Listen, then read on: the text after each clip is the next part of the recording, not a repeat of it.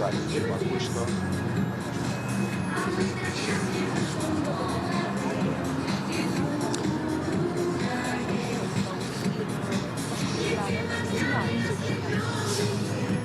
Ну, насамрэч, гэту акцыю анансавалі дэпутаты незалежнасці. Мы падтрымліваем, дапамагаем. Такімі просьбамі да просьбы пра мазгавы штурм і новыя формы пратэсту. Але асноўную частку сённяшняга мерапрыемства будуць весці дэпутаты незалежнасці. Я спадзяюся, што яны назваць. Это Радио Свобода, Олег Зилович. Мы начинаем наш онлайн-репортаж с Кострической площади, с 4-й по черзе уже акции обороны незалежности. Только что сюда пришел Павел Северинец, и он организатор попередних 3 акций. Вот только что он сказал, что збольшага эту акцию мусят наладить депутаты незалежности, и он будет им помогать. Зараз мы его послухаем еще раз. И у стилі того, що було. Павел, як ви оцінюєте вчорашню акцію? Вчорашняя акцыя прайшла добра. Яна была больш шматлюднай і такой настраёвай. Натхненне для людзей. В принципе, даволі кампактна ўсё прайшло. Былі арганізацыйныя накладкі, яны звязаныя з тым, што 3 арганізатараў асноўных з апаратурай проста арыштавалі, і мы фактычна былі як без рук учора, але удалося выцягнуць. Сьогодні буде нечто інше. Маю на увазі, мегафони з'являться, люди зможуть промовляти, так було чутно іншим. Ну, одна колонка у нас прынамсі ёсць. Просто вельмі хутка это ўсё рабіць складана. Одна колонка у нас ёсць. Я спадзяюся, што будзе у кансерватыўна-хрысціянскай партыі апаратура. У іх яна мацней. Калі яны рызыкнуць і ў іх будзе, тады будзе ўсё чуваць лепш. Ну і можа самае галоўнае пытанне, як наконт пагрозы незалежнасці краіны пасля ўчорашніх перамоваў Лукашэнкі і Пуціна што-нибудь змянілася? Калі праўда тое, што кажуць пра 28 дарожных картаў, гэта вельмі кепска. Это означает, что достатково подписать и гэтыя 28. Пасля убрать Лукашенко, Москва можа рабіць такія рэчы, і все. Краіна будзе паўночна-заходнім краем. То есть я думаю, что Лукашенко конкретно ў пастцы. Конкретно ў пастцы. И это вельмі кепска. Это вельмі кепска. Таму я думаю, что и про новыя формы пратэсту, и про тое, што пратэсты могуць прыпасці на святочны час, трэба разумець беларусам гэта, трэба рыхтавацца да гэтага. Дякую, Павел. Гэта Павел Северинец, сустрачэння БХД, які прыйшоў сюда на площадь Кострическую, каб сёння зноў тут арганізаваць, правесці мітынг з абароны незалежнасці. Мы толькі што чулі ад Павла, што пагроза застаецца небяспечным. Ён лічыць, што дамоўлена ўжо пра дарожныя карты па 28 пытаннях, а яшчэ 3 трэба падпісаць, так сказаў Александр Лукашенко і іншыя, і прэс-служба Владимира Путина. Але Павел Северинец бачыць небяспеку, што гэтыя 28 дорожных картаў ўжо дастаткова, каб потым, падпісаўшы іх, адхіліць Лукашенко ад улады, і краіна можа быць інкарпараваная ў склад России. Ну, а вось мы зараз глядзім, што ж адбываецца на Кострической плошчы. Тут ваўсю ідуць перадсвяточныя, пераднавагоднія, перадкалядныя мерапрыемствы. Збіраецца шмат дзяцей з бацькамі. Такія маленькія святочныя мерапрыемствы праходзяць, а большасць дзяцей збіраюцца туды на прыступках Палаца Рэспублікі і, відаць, пойдуць на нейкае ўжо вялікую імпрэзу туды.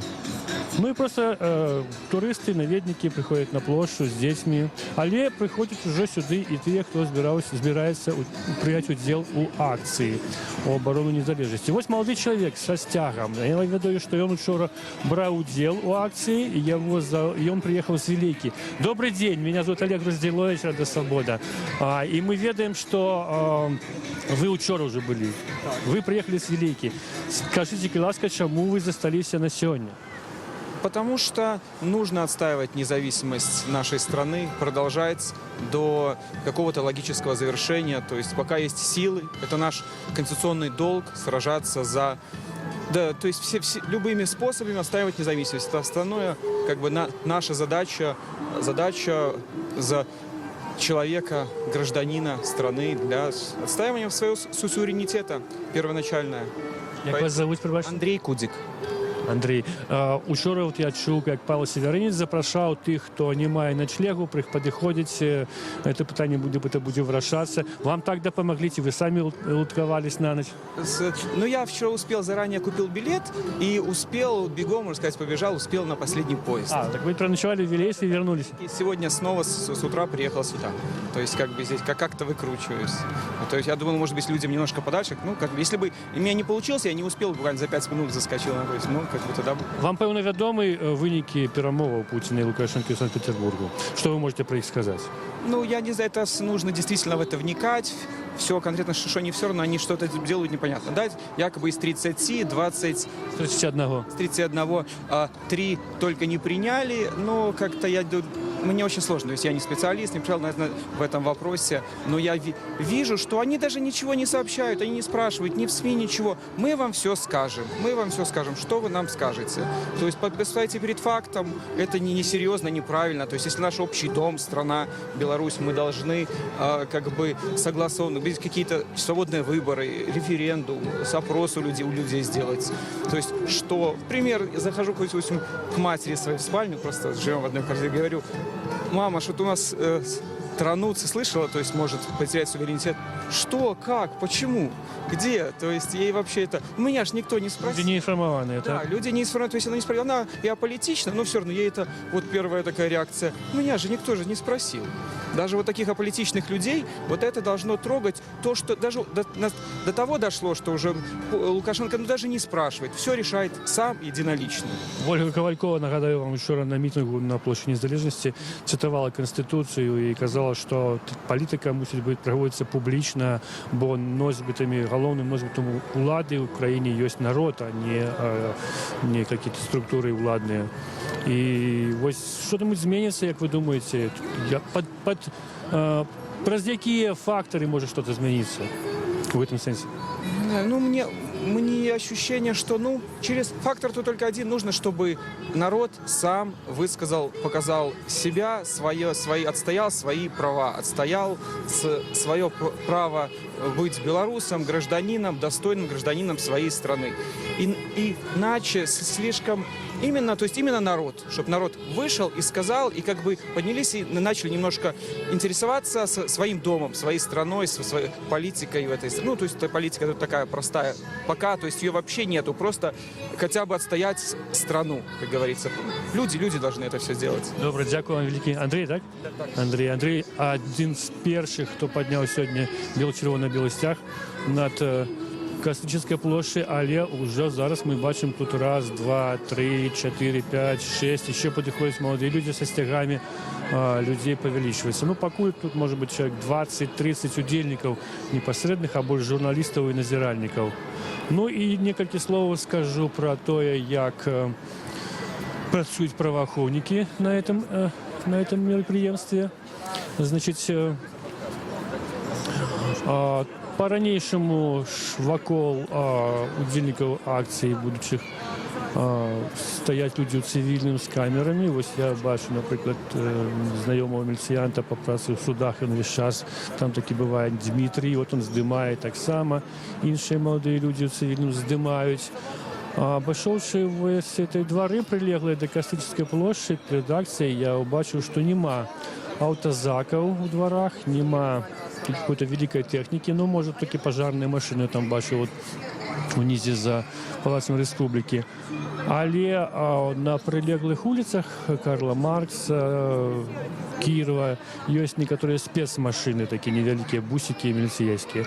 Пришел уже на площадь представники КХП БНФ, Юрась Беленький, Олесь Чахольский, яны были з тих, хто удільничав у кампанії «Оборонім незалежність разом». У понедельник разом вони проводили пресову конференцію, на якій обвестили свій уділ, і активний уділ. Вчора була активна, приймали уділ у акції, і ось сьогодні вони тут так само вже прийшли. Покуль їх не шмат. Ну, ось і бачу Сергія Антончика, депутата Верховного Совета, який вчора промовляв на площі Незалежності і згадував у приватності те, що над будинком Верховного Совету калісьці лунаў чырвона-белы сцяг, што вісеў тут герб пагоня. Тады, калі людзі, дэпутаты Верховнага Савета 12-го склікання дамогліся абвяшчэння незалежнасці краіны, конечно, яны, як он сказал, не думали, што праз 25 гадоў вось дойдзе да таго, што зноў прыйдзецца збірацца, адстойваючы незалежнасць. Вядомы мастак Олесь Марочкин. Спадар Олесь, добрый день вам. Рада Свобода, Олег Разделович, мы вас вітаем на этой акции. Сегодня як с вашей позвой у милицию, скажите, ласка, что там? А я не пошел принципово, так что позва засталась там у скрині, альбо я нават и не отчинял, бо я уже проходил это, и поэтому я сказал, что я і не тим узрості, і, як кажуть, не та вага, каб на смс-ки чи там на позви некие телефонные отказывают. Поэтому все поки, так сказать, так застається. Это вы отрымали позов з'явиться в милицию за удел у акции 7 и 8? 7 і 8, да, за 7 і 8. І шмат хто, больш за 30 чоловік, вядома, уже прозвішчаў, які атрымалі такія позвы, у тым ліку пісьменнік Владимир Орлов, палітыкі, актывісты шэраговыя, але ніхто з іх пакуль не атрымаў на рукі протакол і позву ў суд. Вось это такая дзіўная сітуацыя. Ну, дарэчы, як і тое, што вот Павел Севарынец, які быў 3 дні таму затрыманы, арыштаваны, отвезены в суд советский, там ему дали 15 суток, але праз некалькі гадзінаў выпустили и без тлумачэння. И он зараз скажа, что ён таким подвешенным стане, в любой момент он может оказаться за кратами на крэсце, але пакуль улады как бы вот этого не робят. Сергей Антончик, мы сейчас задаем, подъедем до депутата. Сергей, добрый день. Добрый день. Сергей Антончик, вядомый лидер 90-х годов рабочего руху, працоўнага руху, так, и вы учора згадывали, як вы выводили на ту площадь незалежность десятки тысяч працоўных, борючися за незалежность. Что зараз? Чому рабочие зараз сидят по домах и не выходят змагаться за незалежность? Каб людзі выходзяць, з ім трэба працаваць. Давайте з гэтага.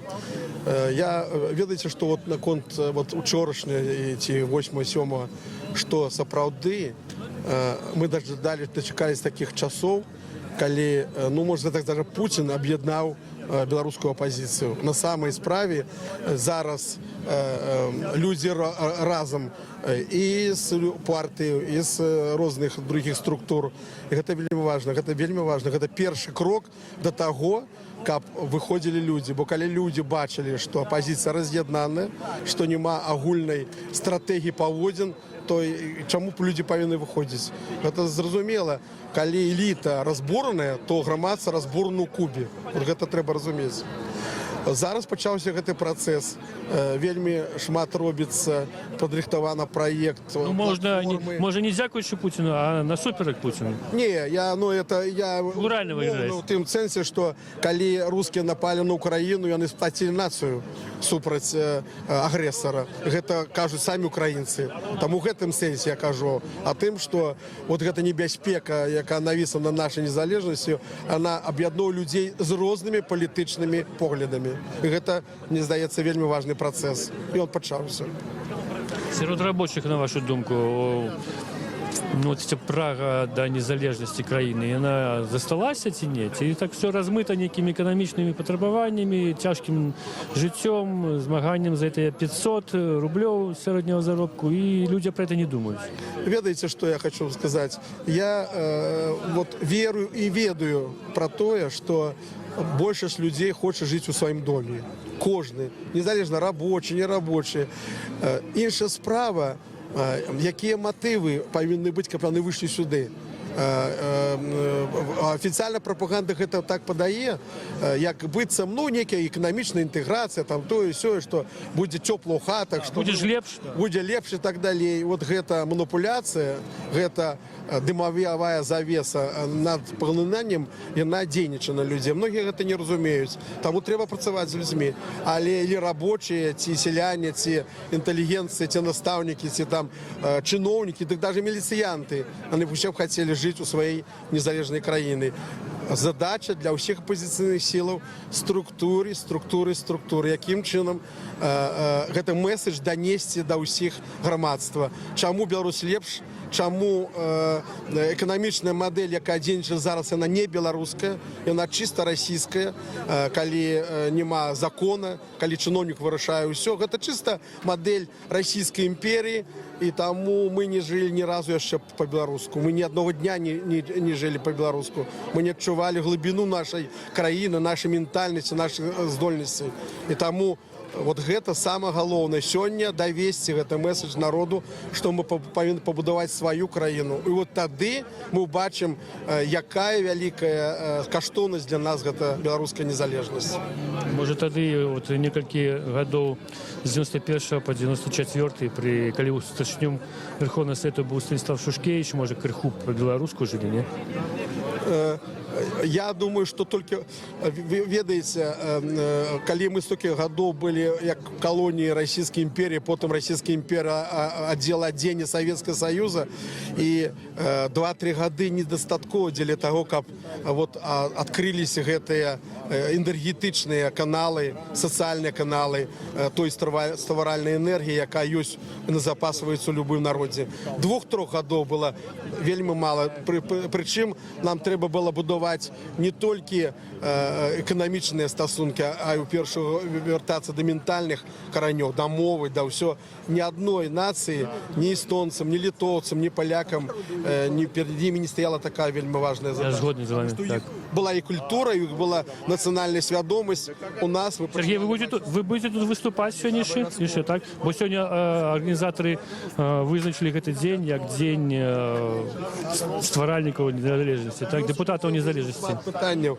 І нам трэба адказаць на гэта пытанне. Вось Павел Сіраніцаў.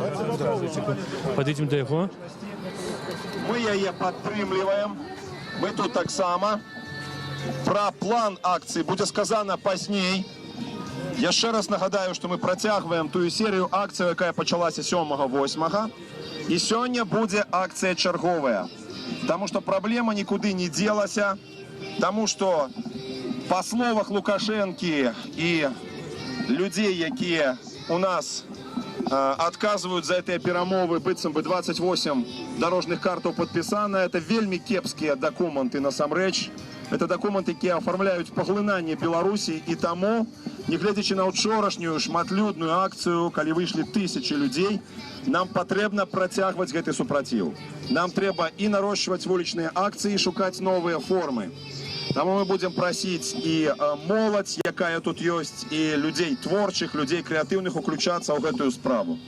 Я зраблю абвестку, што у чацвер 26 снежня о 12 гадзіне мы збіраемся на офісе сацыял-дэмакратаў Кульман 9 для капітальнага мазгавога штурма на некалькі гадзінаў па гэтай тэме. Просім тых, у каго ёсць свае ідэі, у каго ёсць здагадкі, у каго ёсць творчыя здольнасці падцягвацца. Яшчэ раз нагадаю, чацвер 26 снежня 12:00, Кульман 9, офіс 608. Занатуйце, альбо пасля перапытайце у мяне. Ну а зараз мы чакаем людзей, якія падыходзяць, і арганізатары, дэпутаты незалежнасці, арганізатары сённяшняй акцыі будуць раіцца, што мы робім далей. Ну а дзеля таго, каб сябе абазначыць і нас таксама пачулі, я прапаную гукнуць: «Жыве Беларусь! Жыве Беларусь! Жыве Беларусь!» Нагадаю, Рада Свобода, мы вядзем онлайн-рэпартаж з Касычынскай плошчы, дзе ўжо вось некалькі дзесяткаў хвілінаў, як праходзіць акцыя, чацвёртая акцыя у абароне незалежнасці супраць паглыбленай інтэграцыі. Толькі што арганізатары тых акцыяў Павел Сіраніц агучыў такі агульны план сённяшняй акцыі. Гэта мітынг стваральнікаў незалежнасці, так ён сказаў, будзе дадзена слова стваральнікам незалежнасці, дэпутатам незалежнасці, але будзе яшчэ і свабодны мікрафон, каб выказваліся іншыя людзі. А тым часам 8-міліцыянт падышоў да людзей і папярэджвае, што акцыя не санкцыянаваная і кажа, што трэба разысціся. Толькі што над плошчай упершыню прагучала, сёння упершыню прагучала «Жыве Беларусь», это вокліч падхапіла. Вот уже больш за 100 чалавек, якія тут прысутнічаюць. Ну і вось папярэджанне міліцыянта было сустрэта, як мы чуем, свісткамі. Старэйшы лейтенант, малады лейтенант з мегафоном ходзіць вакол натоўпу і папярэджвае. Людзі яму пачалі крычаць «Ганьба, ганьба». Вот я чую, бачу, што і маладыя, і люди сталага века так і кажуць «Ганьба, ганьба». Я зараз падыйду да аднаго з людзей. Можна да вас падысці? Рада Свабода, Олег Груздзіловіч. Вы толькі што, я чуў, сустрэлі пэўным чынам папярэджанне міліцыянтаў, да, пра тое, што тут несанкцыянаваная акцыя, што трэба разысціся. Як вы ацэньваеце гэтую акцыю? Это права, ці сапраўды правапарушэнне? Была б моя воля, я б не хадзіў бы на такія мітынгі, бо гэта не па маёй душы. Але ж рабом быць хужэй. І дай Бог, каб людзі ўсвядомілі, што хадзіць трэба не для того, чтобы тут парысавацца, а для того, каб людзьмі звацца. Вот і все мои словы. Дзякую вам вялікі. Дзякую вам. То есть вас не запалохалі гэтыя папярэджанні? А? Вас не вельмі запалохалі гэтыя папярэджанні? Увогуле страшно, все равно страшно. И страшно не мне, страшно усім. Разумеете, але ж трэба пересиливать. Калі наши деды ходили в атаку, и неважно там, обороняли свою родиму и в 16 стагоддзі, и в 20 стагоддзі, а зараз так само война. Ну, не дай Бог, каб эта война была только без крови, а лишь нервы куды девать. А куды девать пропущенные годы, 20 годов или 25 годов, что мы стоим на месте? Ну вот все мои эти самые. А як вы ацэньваеце вынікі гэтых перамоваў? Ці не падаецца вам, што яны безвыніковыя? Да ніяк, тому что то, что мы бачым, вынікі зрабіць нельга. То, что там балбочуць, а что там под ковром робится, хто ведае.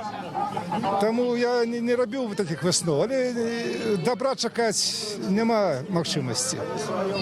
То я разумею такую выснову, што вынікі сапраўды пакуль няма ніякіх, но спадзявацца і давяраць тым людзям, якія праводзяць тыя перамовы, нельга. Ну, давяраць бы я б не стаў бы давяраць.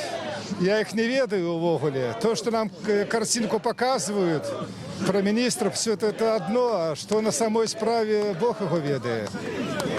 Ведаете, доверять можно себе и быть отказным за себе, за свою сябра, за свою семью. Спадзяюсь, что и Россия там не спіць. Я кажу не про мистера Пу, а про тых, хто сапраўды лічыць себе адказным за свою радзіму, за Россию. Добре, дякую. А як до вас звернуцца? Игорь, достаточно. Господар Ігор, дякую вам, Господар Ігор. Дякую вам. Это Радио Свобода, Олег Груздзіловіч. Я веду онлайн-репортаж с акции на Костричинской площади. Только что сюда пришел еще вот Владимир Некляев, ведомый поэт и политик. Господар Некляев. Можно? И вітаю тебя. И гэта самопомага, национальная, особистая самопомага, без ніяких остатніх параграфов уже выводить мяне на площадь, как я протестовал супраць зневагі гэтай. Тое, что там не подписаны пагадненні нас как бы заспокойвают, да? Не збирались мы ничего там подписывать по страте незалежности, там по наднациональных неких структурах. Мы только вот хочем домагчыся халяўнай нафты, халяўнага газу. Дык вы зноў уже домагаетесь залежности от России с вашим халяўным газом, с вашей халяўнай нафтой. И увогуле вот гэта халява и зрабіла з Беларусі, дзе заўсёды жыў працавіты люд, які ел со сваіх рук.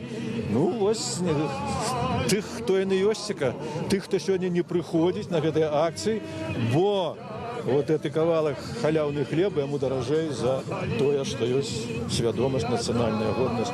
Тыя людзі, якія сюды прыходзяць, ну вот у іх ёсць гэтае адчуванне, у іх ёсць кроў. Кроў люцічаў, кроў літвінаў, як нас раней не называлі. Приходьте все, не бойтесь ничего. Господар Владимир, вітаю вас. Я так зразумеў вот з того, что вы зараз сказали, что вот эти 3 пункты, якія не подписаны, газ, нафта и податковые речи, это самые головные, может, в этой... Так. Тут же штуковина якая. Подписывается недомова поміж Беларусью и Россией. Россия тут ни при чым. И тем больше не перед белорусским народом, и перед российским народом. Народ российский так само тут ни при чым, як народ и белорусский. Подписывается домова поміж режимом белорусским, який сьогодні не існує, лукашенковским, і режимом російським, який існує сьогодні в Росії, путінським. От вони все розігрують гэтую карту. Белорусскому боку, Лукашенку, конечно, по горло трэба вось гэтыя падпісанні по газе, по нафте, бо без іх эканоміка лясніца, і лясніца ён са сваім рэжымам. Та эканоміка, якую ён збудаваў. Халяўная это самая эканоміка. Гэта пытанне выжывання яго ва ўладзе і ўвогуле, можа быць, і ў жыцці, бо з апошнімі публікацыямі, са сведкамі ягоных злачынстваў, звязаных са знішчэннем людзей, яму пагражае, самая найменшая турма. Значыць, ён, канешне, будзе зараз ось як бы патрыётам беларускім, але гэта ўсё скіравана на дно. Уратавацца. Ён давёў краіну да гэтай сітуацыі, ніхто не будзе іншы. І выйсці з гэтай сітуацыі можна толькі адным шляхам, скінуўшы гэты рэжым. І вось гэтыя акцыі пратэсныя, апроч таго, што яны нясуць у сабе сёння, это значыць пратэст супраць так званай паглыбленай інтэграцыі, гэта яшчэ такія як бы падрыхтоўчыя моманты да выбараў 2020 года і да таго, што я спадзяюся, на іх адбудзецца. Господар Владимир, вот скористаючись тем, что вы сами закранули эту тему, крыху как бы адыдзем ад мітынга, вось тое, што зараз з'явіліся гэтыя сведчанні міліцыянта, собраўца, які нібыта ўдзельнічаў у знішчэнні апанентаў Александра Лукашэнкі. Ён засведчыў гэта зараз где-то ў Еўропе, так? Вы чалавек, які шмат былі в Еўропе, жылі там. Чым гэта не пагражае Лукашэнку? Што менавіта там гэта прагучала? Лукашэнку гэта пагражае турмой, безумоўна, як я вже сказав, як найменей. Пагражае яму далейшай ізаляцыі ў Еўропе. Вот хто-нибудь яго... Аўстрія ўжо зараз прыме яго пасля гэтага ці не? Умоўная Аўстрія. За Аўстрыю не стану адказваць, бо яны зрабілі выбары Лукашэнку парламенцкія. Яны яго прынялі яшчэ да выбараў, сказалі: слухай, рабі там што хочаш, мы чакаем тваіх дэпутатаў, усё у нас будзе добра. Так што за Аўстрыю не магу адказаць, але тая Еўропа, якая нясе у сабе ўсё-таки прынцыпы дэмакратыі, якая іх як бы не толькі дэкляруе, але заступаецца за іх, за правы чалавека, павінна зрабіць высновы. Я хочу, зайсці трохі, пакуль яшчэ ніякіх такіх актыўных дзеянняў няма, з іншага боку. А што будзе з гэтым чалавекам, які прызнаўся ў забойстве? Дык вось, для мяне гэта асноўны доказ таго, што ён кажа праўду. Ён не здольны выдумляць, яго на гэта няма фантазій. Калі б ён маніў, ён бы прыдумаў сабе эту версію знаходжання там у гэтым собры нейкую іншую. Ну, я там быў, сказаў бы, я ведаю, што там адбывалася, але я ў гэтым не ўдзельнічаў, але ён не можа нічога не выдумаць. Ён шчыра кажа, што ён сам цэпам біл Ганчара. Слухайце, гэта прызнацца ў злачынстве, якое ў Еўропе, самай дэмакратычнай, у Штатах гэта ў палове штатаў крэсла электрычнае і смерць, тут пажыццёвае пакаранне. Але ён нічога іншага не можа прыдумаць.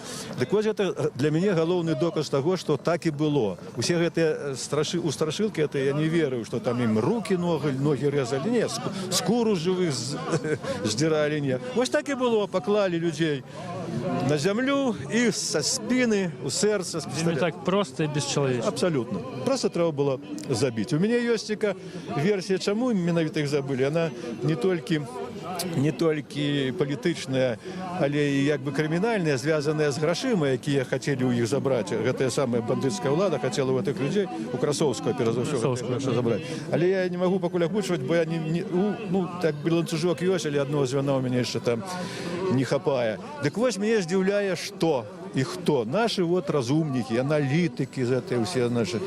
Давай разважаць, праўду сказаў гэты хлопец ці неправду. Замест таго, каб у адну дуду, вось доказ злачынства, страшнага злачынства, якое караецца ва ўсім свеце. Давайте уздымацца супраць гэтага, каб і вас не сабазявалі.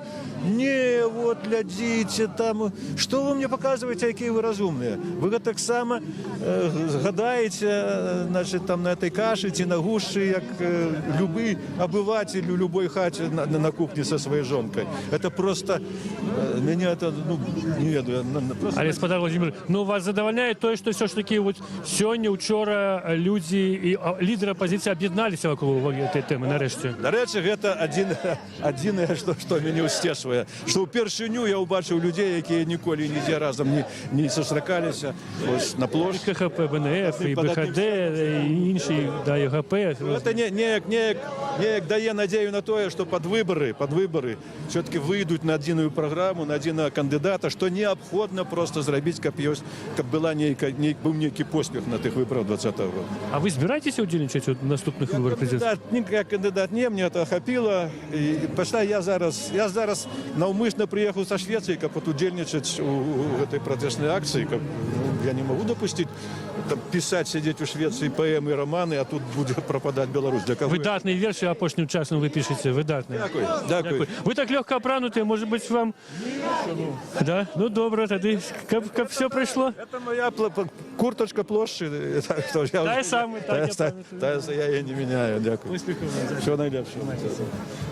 Гэта быў Владимир Некляев, вядомы паэт-палітык, былы кандыдат на прэзідэнта. Вось толькі што мы з ім пагаварылі, он вельмі цікава падзяліўся сваімі думкамі. У тым ліку у яго ёсць версія, адна з версіяў, чаму былі забітыя Ганчар, Красоўскі.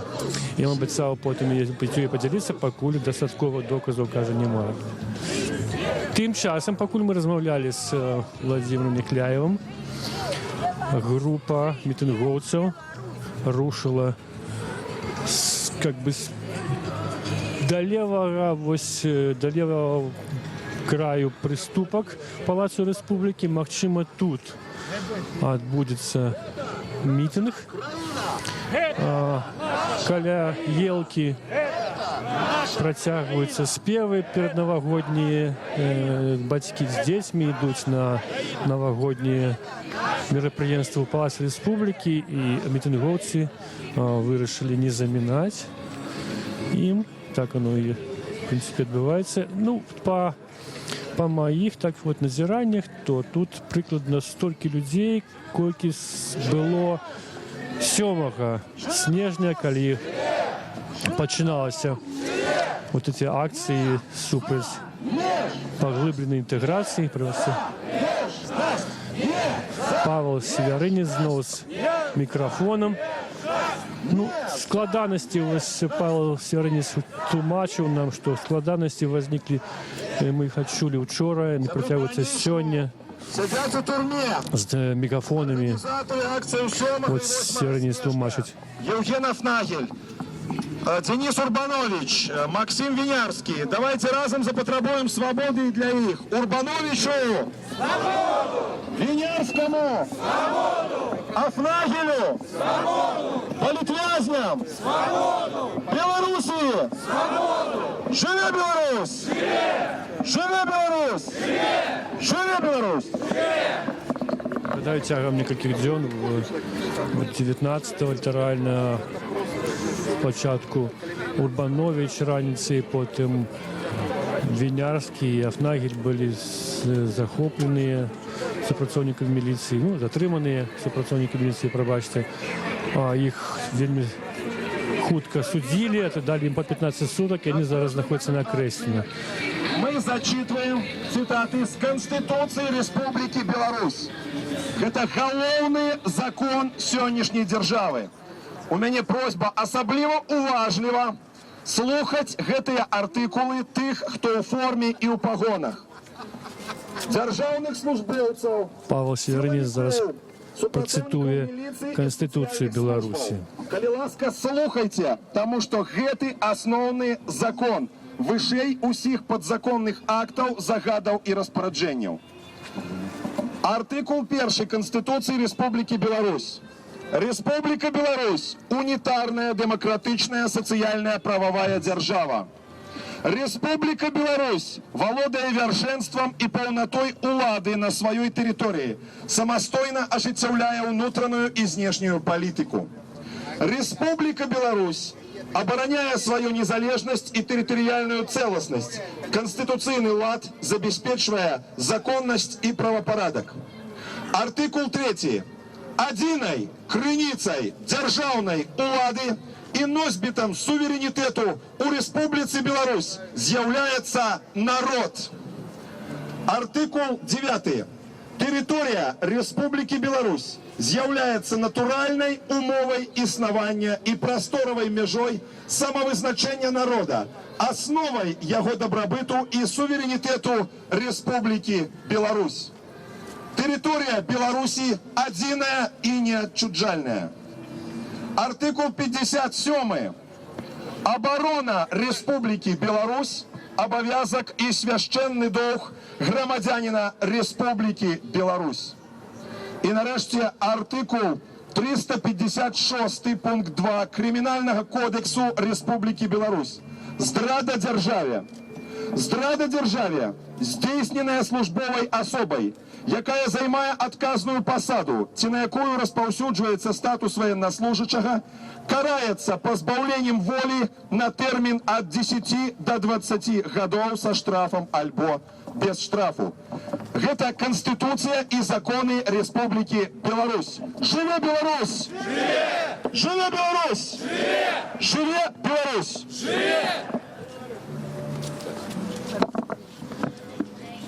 Павел Северинец, як і обіцяв, дав мікрофон депутатам Верховного Совета. Я тут першим взяв мікрофон былий депутат Юрась Беленький, намісник страшника ХП БНФ. Депутатів 12-го скликання Верховного Совета Республіки Білорусь, які 25 жнивня 1991 года ствердили незалежність нашої країни. Нелегкий был шлях до нашей незалежности.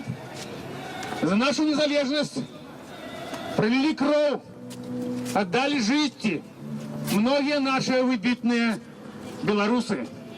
Все лето в Вильне мы ховали забитого российскими оккупантами нашего национального героя Костуся Калиновского и ягоных поплечников. Было шествие, вы бачили, Максима. Жалобное, але урочистое. Нагадаю, це Радіо Свобода, Олег Розділович. Ми протягуємо онлайн-репортаж з Косичинської площі, де відбувається мітинг по оборону незалежності супроть поглибленої інтеграції, яка, на думку мітинговців, погрожає згубою незалежності Білорусі. Ось я спеціально піднявся на приступки, и как поглядеть, сколько людей, на мою думку, несколько сотен уже есть тут удельников, может 2 сотни удельников митингу, ну, значно меньше, чем вчера. Але люди долучаються. Ось коли поглядеть, то бачно, что шмат сюди йде до митинговцев. Некоторые идут с детьми в Палац Республики, вот, от метро, а некоторые долучаються непосредственно до митингу. А тим часом Юрась Беленький згадує перші годы змагання за незалежність Республіки Білорусь теперішній. То, як була прийнята Конституція. У переказі скажу так. Ми, білоруси, володаємо... Хочу почитати транспаранти, які висять тут. Не інтеграції у Росію. Ось тримають молоді люди таку розтяжку. Республики Беларусь одна из литр. стесняют Такая, да, веры вот, страшное має криминальное такі, злочинство. ну, як решеточки з колючим дротом. Спинітеся! Малюнок. Так, на другим транспаранте написано «Интеграции в России. Это война и галеча». Наробили много зла. Белорусы терпливые. Терпели до гэтага моменту. Ну далей терпения не будет. Коли вы здесь то, что вы заявили, некие там Ще удільник акції тримає в руках эмиссийные центры, такий парламенты, плакат «Молитва за Беларусь». Это будет сопротив нашего народа. Вы будете тогда поза законом. Коли не уключится прокуратура, мы до ей звертаемся, Генеральная прокуратура. Уключитесь. На вас, по відповідності з законом прокуратури, лежить отказность на тим, как спынять любые незаконные деньги. Чему вы молчите? И на вас будет отказность. И генеральный прокурор, и те прокурори, які до этого часто мовчать. Знову кажу, кожна службова особа, яка не то що зробила, але проявила бездейність у этой ситуації, коли робляться деньги, ці заявляються наміри супротив суверенітету Республики Беларусь. Те особи будуть нести отказность. Я дякую, дорогі люди, що ви прийшли сьогодні сюди. Ми, білоруси, мусимо заявити на весь світ голос. Ми суверенітет, незалежність не віддамо. Добрый день, Александр Данько, долучаюся до живой трансляции. Напомню, самое відавочное, что теперь видать по гэтым мітынгу, это то, что людей трохи меньше. Я думаю, что первая причина это, конечно, то, что учора был надзвычайный митинг, больше за 1500 человек, але учора отбывалась встреча президентов России и Беларуси Владимир Путин и Александр Лукашенко. Сейчас хочу их разом назвать: Александр Путин и Владимир Лукашенко. И, конечно, была востро абмяркоўвалася сама гэтая тэма інтэграцыі. Людзі выйшлі і так актыўна прайшліся па вуліцах Менску, і мітынг быў вельмі такі энергічны. Сёння людзей трохі менш, хаця і дзень. Як вы думаеце, будуць нарастаць гэтыя пратэсты, спадар Олег? Я думаю, все ж таки не вельмі будут нарастать, потому что вот то, что становится вядома про самые перамовы, нас спыняе активность людей. Люди бачат, что это уже, в принципе, отходит на другие планы. Вот вчера, подчас митингу на площади Незалежности, для меня знакомый подходил: ну что там в Питере, что там не домовились. И коли люди ведали, что ни про что не домовились, а эти 3 пункты, которые подписали, это самое головное. Фактично, вот зараз подар Никлеев так само так меркує, потому что газ, нафта и податки — это то, про что, ну, кажется, что треба Лукашенко, но не потрібно Росії. І вони ніколи про це не домовляться. Ну, в всякому разі, таке тепер ураження. І люди, худшее за все, ось так і реагують. Вони вже бачать, що, ну, як би відлягло. Більшість людей так, я думаю, меркують. Хоча застається певна кількість активних, які, ось як молодий чоловік Андрій Свілейкий, який розуміє, що в ці всі перемови, вони, як би так, сьогодні домовились, завтра не домовились, знову може все поміняться, але треба настоювати, треба приходити з цим стягом червоно-білим і показувати, що є тисячі людей, які готові боронити країну. От ці люди будуть приходити. І прикладно от така кількість ми і бачимо. Сьогодні ми маємо повтор 7 снежня. Так? Ну, поглядим, может быть, до конца дня еще, до конца митинга еще долучится людей больше, ну, я не думаю, что особливо будет больше. Все-таки на выходный день уже іншая програма у людей. Дякую, Олег. Што, канешне, яшчэ ўражвае, гэта то, як добра людзі падрыхтаваныя. У кожнага ўжо ёсць вот такія прыгожыя бел-чырвона-белыя сцягі з тронкамі. Людзі прыходзяць з падрыхтаванымі самаробнымі плакатамі. Вот просто перад намі ў кадры такі сталы чалавек, на якім партрэты зніклых палітыкаў. Гэта тэма, якая вельмі абвастрылася на гэтым тыдні, паколькі чалавек, які беларус Юрый Гараўскі, назваўся спецназаўцам і прызнаўся ва ўдзеле у забойствах, як ён кажа, ганчара Захаранкі і Красоўскага. Гэты чалавек цяпер у адной з краінаў еўразвязу, і такое прызнанне ён зрабіў у расследаванні Deutsche Welle. Досыць падрабязна ён апісвае, як гэта ўсё адбывалася.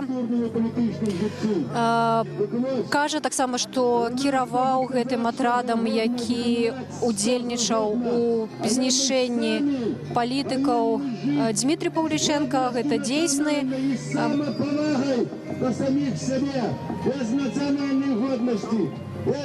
І Дмітрий Павліченко, аднак, спачатку прызнаў Юрыя Гараўскага, казаў, што ён ведае яго, а пасля стаў адмаўляцца, і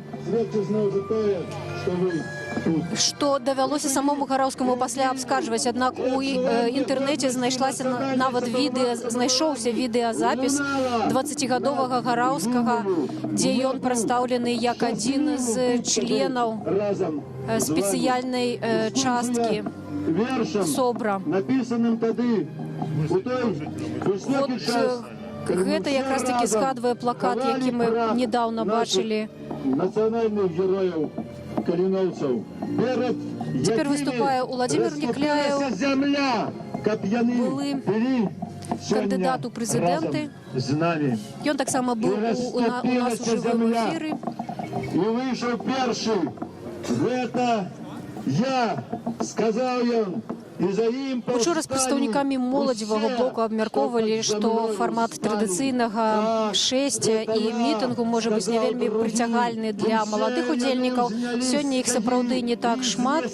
Уражвае таксама, як шмат людзей вельмі маладых. Нават сумняюся, што ім ёсць 18 гадоў, але і вялікая частка з іх прыкрывае твары такімі маскамі.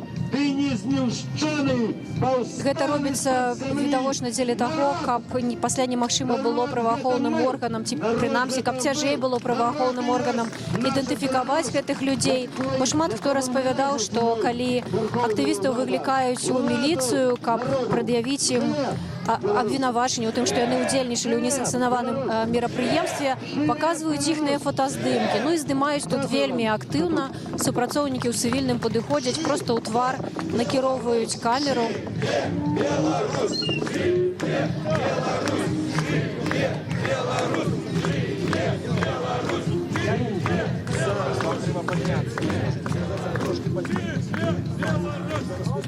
Поважанные белорусы, поважанная громада, я проспеваю песни на словы поэта Владимира Некляева и музыка Раинчика за Беларусь. Словим любовью говорить спеем, веселым вином. Хацем паглядзім, што адбываецца сярод саміх удзельнікаў пратэсту, як яны рэагуюць на заклікі, якія робяць палітыкі з такой імправізаванай трыбуны.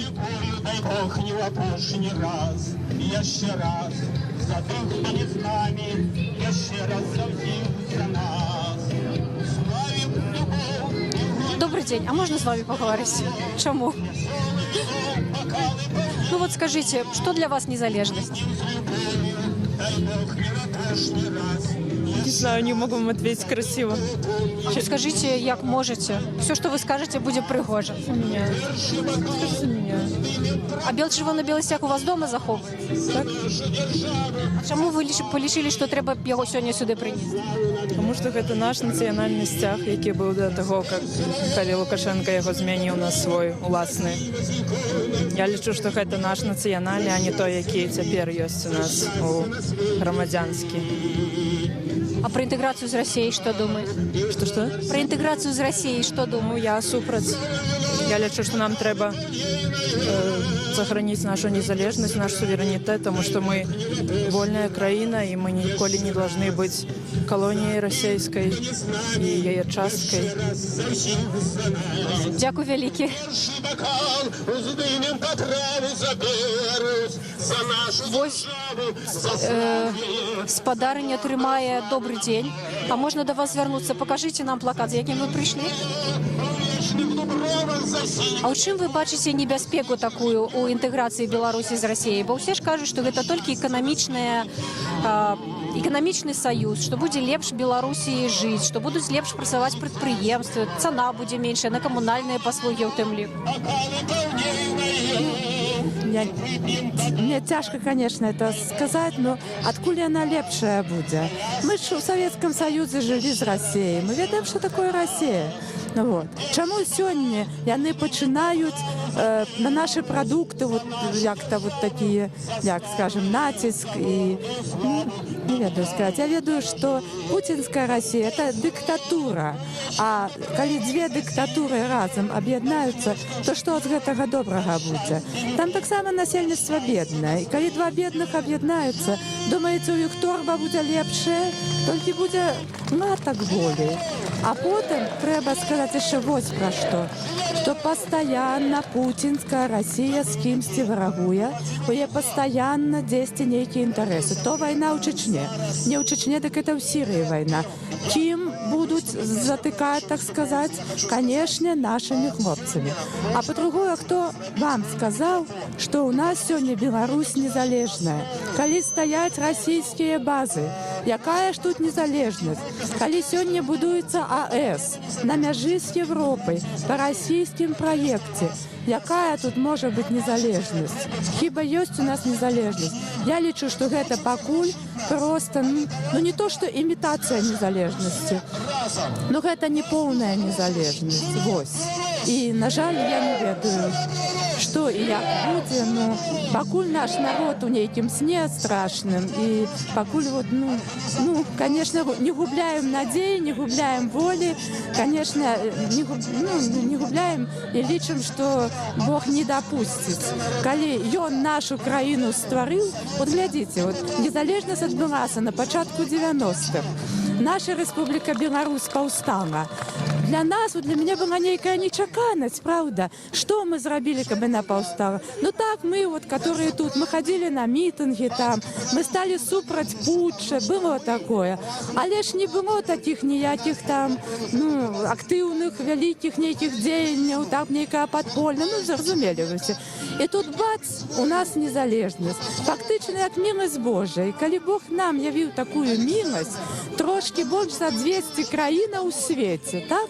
Вот, іх не так то і шмат, а незалежнасць вось ёсць не ў кожнай краіны, да? Не ў кожнага народа, в сэнсе, прашу прабачэння, а ў нас ёсць. Значыць, яна будзе захаваная. Бог не дапусціць, каб, такая моя асабістая думка. Дзякуй вам вялікі. Дзякуй. Хто хоче продати хоч кавалок російський,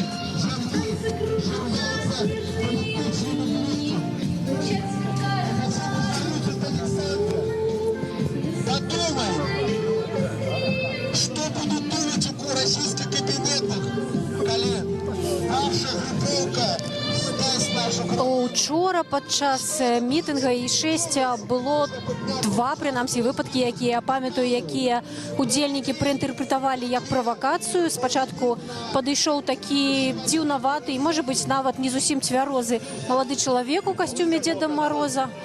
Вот. І быў таксама удзельнік, які выйшаў з плакатам «Беларусь і Расія – адзін народ». Вось таксама яшчэ адзін чалавек, які падтрымлівае ідэю саюзнай дзяржавы.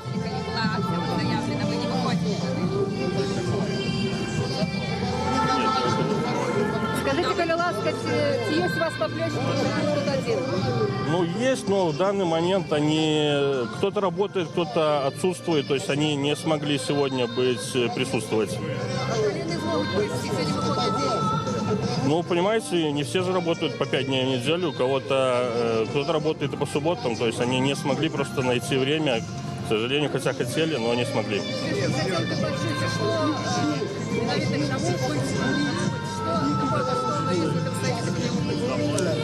То есть этот лозунг означает, что союзное государство состоится именно как проект, как наднациональный орган, то есть как государственное образование. Государственное образование это не это, я понимаю, это безусловно образование. Или чего?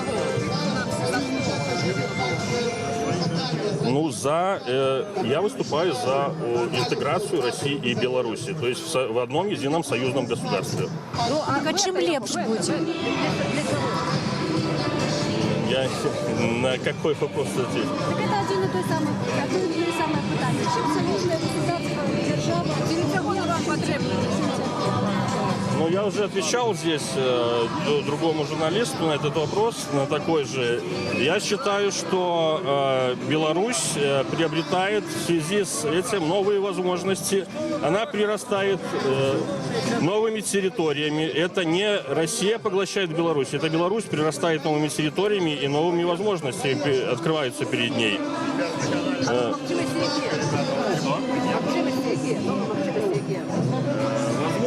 Вот такое меркаванне ёсць у гэтага удзельніка. Ён, канешне, не удзельнічае ў пратэсце супраць інтэграцыі з Расіяй. Чалавек прыйшоў выказаць сваё меркаванне пра тое, што саюз Беларусі і Расіі ўсё ж такі патрэбны. Зараз яшчэ паспрабуем даведацца, ці гэта ягонае асабістае меркаванне, ці ён усё ж такі прадстаўляе нейкую арганізацыю. А скажите, вы представляете некую организацию, ці гэта ваше асабістае меркаванне? Разумеете, ты что? Коли бы он был спокойно стоял, мы же его не чапать. Что? Ну, я не знаю, кто это, честно говоря. Чего вы боитесь? Кому он потребен? Кто его будет чапать? Послухайте, ну, вот стоять, оховывать. Вы что, не бачите, что специально прислала контора? Як ви не розумієте? Так вы представляете некую организацию, ці гэта ваше асабістае меркаванне? Это мое личное мнение. А вы белорус? Да. Дякую. Вот його, хай стоїть. приблизно такая самая конфликтная ситуація учора утварылася і вакол чалавека, які вышел с плакатом «Беларусь и Россия – один народ». Яго полічылі некаторыя ўдзельнікі мітынгу правакатарам. Ну, што праўда, вакол гэтага мужчыны сапраўды ёсць людзі, якіх, напэўна, мы б ідэнтыфікавалі як супрацоўнікаў цывільным. Ахоўваюць яны яго ці не ахоўваюць. Цяжка сказаць. Давайте паглядзім, што яшчэ адбываецца унутры гэтага пратэставага мітынгу. Я бачу, што на імправізаванай трыбуне якраз далі слова вот сталаму чалавеку, які выйшаў з плакатам з партрэтамі зніклых палітыкаў. За них надо переживать очень. Вот они. Вот они называются. Вот у меня много не буду. И это не нужно. Я много мог бы сказать, но она ничего не запомнится. Вот. Убили, закопали неизвестно где. Этих молодых людей тоже убили и закопали неизвестно где. Давайте будем помнить Захаренко, Гончара, Красовский, его друг попал по случайности. Вот. Он не имеет к политике никакого отношения, но как свидетель. Я только хочу поблагодарить. Народу очень мало собралось. Я вам благодарен, что вы пришли сюда, хотя это немного. Спасибо. Дякую вам. Дякую, Владимир Иванович. Сябры, яшчэ раз... Выступоўца нагадаў пра лёс зніклых палітыкаў. Лукашенко! Ермошина! Союз! Интеграция! Кремль! Беларусь! Беларусь! Беларусь! Дорогие сябры, зараз перед вами выступить один з кіраўнікоў творчай суполкі «Погоня». Добрый день. А можно до вас вернуться? Я вот думаю, что вы, может быть, нават уже народились у незалежной Беларуси. Так, народилась я в 96-м году, когда уже и незалежная Беларусь не было. Ну, Лукашенко забрал ладу. Але сегодня дата так само вядомая. 21 снежня 1991 года развалился Союз Кончаткова. А мы стоим тут, как эти та пашвара зноў не реінкарнавала. Ну, зноў не адрадзілася. Каб гэта наш вялікі правіцель і другі такі жа вялікі не адрадзілі гэты саюз. А чаму вы гэтага не хочаце? Вот некаторыя людзі лічаць, што Савецкі Саюз быў вялікай дзяржавай, шкадуюць пра тое, што ён разваліўся. Дзякуй, дарэчы, што нагадалі пра гэтую дату. Ну, для Беларусі гэтая дзяржава зрабіла многа горшага. Усю беларускую інтэлігенцыю 80% забіла. Усіх астатніх так зрабіла так, щоб вони не могли нормально высказаться. Не писали творы по загаду, а все, что не по загаду, писали либо в стол, либо вообще не писали. Ну, побоялись писать. Вот Купала, он самогубство, ну, пробу самогубства зрабіў, каля боялся, что его забьют. Але потом его и забили, напевно. Ось. Ну, я не жила при Союзе, але ёсць, конечно, тыя, хто вельмі смачны быў пломбір. І для гэтага трэба вяртаць краіну? Не. А скажите, для ваших аднагодкаў незалежнасць — гэта каштоўнасць? Гэта штосьці, што трэба абараняць? Так. Для мяне так. Ну, а іншыя людзі? Тут ёсць, канешне, маладыя людзі, але не скажу, што іх сёння так ужо шмат. Гэта патрэбна ў них спрашиваць. Ну,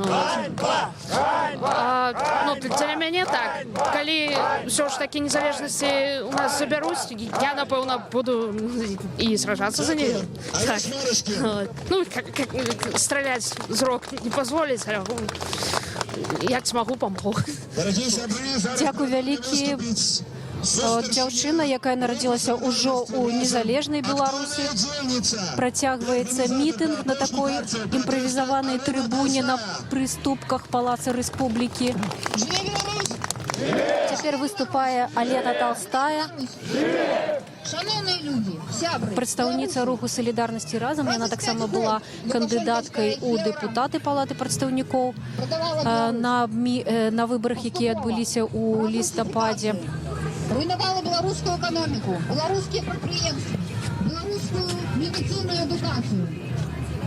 А зараз Лукашенко продає Беларусь. Добрый день. Пытаемся, відавочна, што вы нарадзіліся ўжо ў незалежнай Беларусі. Толькі што размаўлялі, напэўна, з дзяўчынай, якая таксама нарадзілася ў незалежнай Беларусі. Вот у такіх маладых людзей Беларусь усё ж такі маладая краіна. Пытаемся, ці каштоўнасць, незалежнасць для гэтага пакалення. Вы ведаеце, ну, я не думала ў гэтым сэнсе пра ваше пытанне. Я просто зараз разумею, што мы незалежная краіна, і тое, што ёсць нават пытанне аб тым, што мы можам страціць нашу незалежнасць, гэта нейкі абсурд для мяне. Вось, і я не разумею нават, калі я чую нейкае абыякавыя адносіны да гэтага пытання. Таму я сёння зараз тут, і я хочу, каб нават гледзячы на мяне, мае аднагрупнікі ці мае сябры проста ведалі, што мне не ўсё роўна, і каб яны не баяліся і бачылі, што я, напрыклад, здесь сёння, і са мной ўсё нармальна заўтра таму ва ўніверсітэце і гэтак далей. Вось, і мне здаецца, гэта натуральна, што мы павінны абараняць сваю незалежнасць. Гэта наша краіна. А ваши аднагрупнікі цікавяцца палітыкай? Некаторыя так. Некаторыя выказваюць сваё меркаванне, некаторыя не. Некаторыя падтрымліваюць мяне. Ну, дарэчы, пасля гэтых мітынгаў я чула шмат падтрымкі.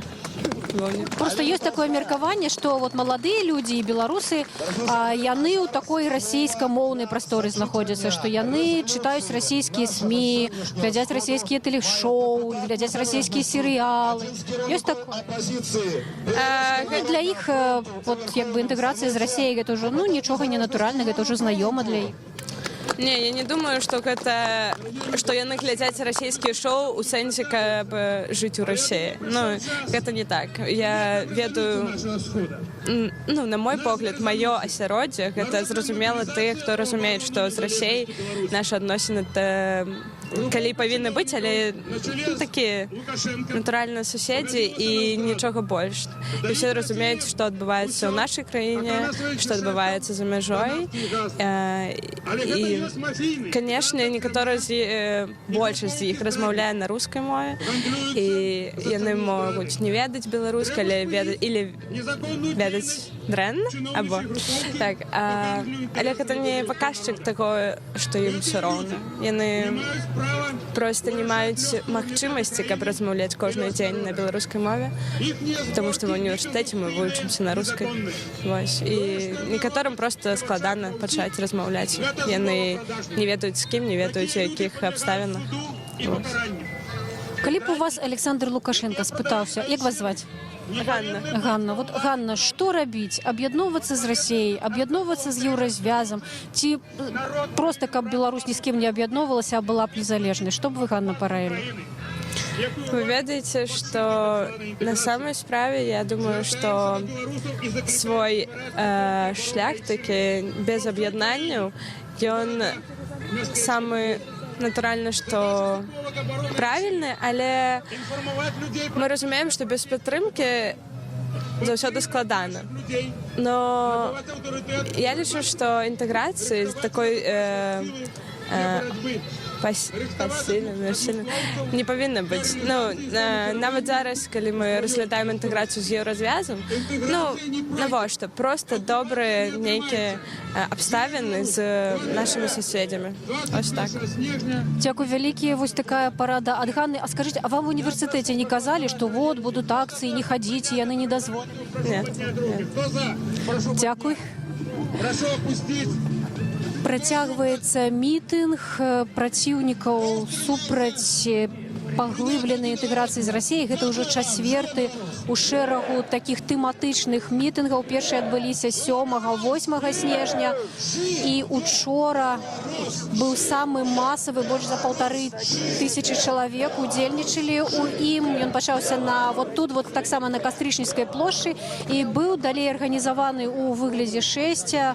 Вот усе гэтыя сотні чалавек з чырвона-белымі сцягамі, лозунгамі, сваімі самаробнымі плакатамі прайшлі цэнтральнымі вуліцамі Менску.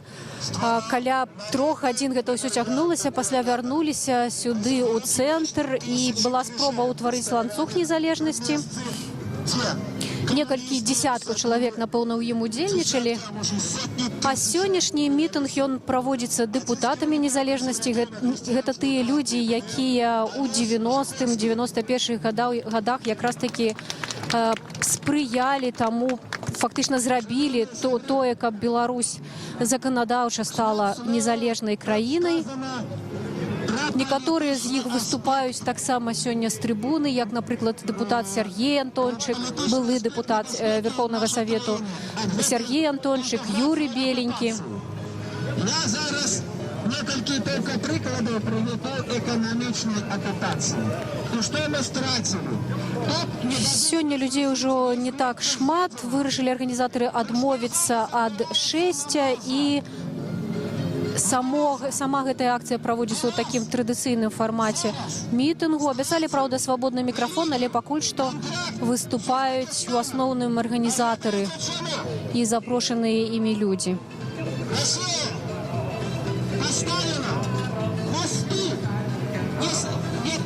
Цікавая такая фішка з'явілася у арганізатараў. Яны падрыхтаваліся да таго, што міліцыя папярэджвае удзельнікаў на пачатку акцыі пра тое, што яна недазволеная і што людзей, у якія удзельнічаюць, будуць пакараныя. Дык вось, калі міліцыянт стаў хадзіць і праз мегафон гэта абвяшчаць, раптам некалькі чалавек дасталі такія свісцелкі і вельмі гучна яго перашкаджалі гэтай абвесцы. Агулам тут, канешне, ёсць такая гукавая вайна, я б нават сказала, прынамсі спаборніцтва, таму што вакол каляднай ялінкі гучыць калядныя спевы. Для для дзяцей, і сёння яны нашмат гучней уключылі іх, чым гэта было учора. Таксама з экрана рэкламнага даносяцца нейкія рэкламныя абвесткі. Ну і ў цэнтры ўсяго гэтага мітынг праціўнікаў супраць паглыбленай інтэграцыі з Расіяй. І заканцавана на Росію. Які вынік? Вони збирають, може, 2-3 погрузчика в місяць. Я один момент по Куропатам приведу. Поспотребовалось, чтобы на клумбе привезти земли. Побач там вельми шмат, это самое, сонячный такой поселок. Я домовился с прорабом, чтобы они привезли земли. Цяпер выступае Алесь Шахольскі з КГП БНФ. Учора, калі Алеся Чахольскага прадстаўляў Павел Северыні, сказаў, што гэта чалавек, які сваімі рукамі ствараў народны мемарыял у Курапатах. Гэта праўда. Як нема шлангу, як нема шлангу. Ну что отбылось? Оказывается, это комплектующие с Россией. Я думал, что нам кадоры можно их замовить, и эти шланги тут же дадут, техника працует. Так яны замовили в России, месяц уже чекают с этого шланга, которые лопнули. Вот такая экономичная интеграция, про якую мы кажут. Вот куда нас хочет это самое втягнуть. Подалей. Падбяремся трохі бліжэй да выступоўцаў. Краіну, то так званая IT наша, которая похваляется, ну вот она это самое развивается. Так будут же санкции международные, коли вы в этой краине. Мастак Алесь Марачкін учора прыносіў гэты малюнак, і тут шмат было. Учора гэтая ўся прастора белая была пустая. Ён папярэдзіў, што кожны можа на гэтым пакінуць свой надпіс, сваё пажаданне. І вот цяпер мы бачым, што амаль десятак такіх надпісаў ужо ёсць. Стварайце групы обороны. Стварайце. Не чекайте, выпускайте информацию.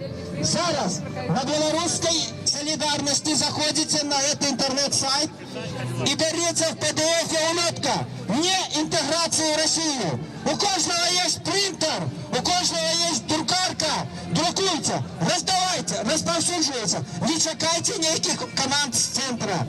Будьте активными, бо мы змагаемся за свое. Алесь Марачкін удзельнічаў таксама і ў папярэдніх акцыях пратэсту супраць паглыбленай інтэграцыі з Расіяй, і як і дзесяткі іншых удзельнікаў, гэты сталы паважаны чалавек атрымаў позву ў міліцыю.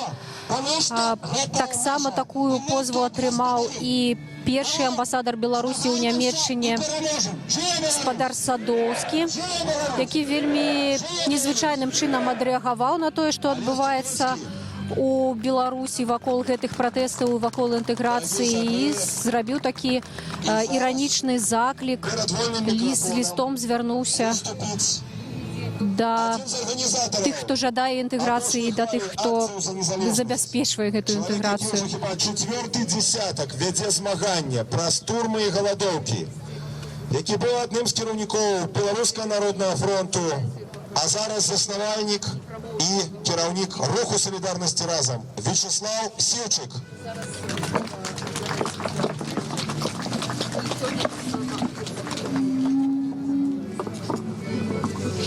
Жыве Беларусь! Жыве Беларусь! Жыве Беларусь! Шановні сябры, шановне гаспадарства, вельмі вялікі вам дзякуй, што вы сёння. Учора мы таксама пыталіся у Вячеслава Сіўчыка, ці яго не пераследавалі напярэдадні гэтай акцыі. Яму ўдалося гэтага пазбегнуць, як ён нам паведаміў, прынамсі на момант вечара учорашняга дня. А іншыя удзельнікі, дзесяткі чалавек атрымалі позвы ў міліцыю. Некаторыя ўжо асуджаныя атрымалі штрафы, а некалькі чалавек маюць суткі і сустрэнуць Новы год у турме. Гэта актывіст еўрапейскай Беларусі Яўген Афнагель, гэта яшчэ адзін актывіст еўрапейскай Беларусі Максім Вінярскі.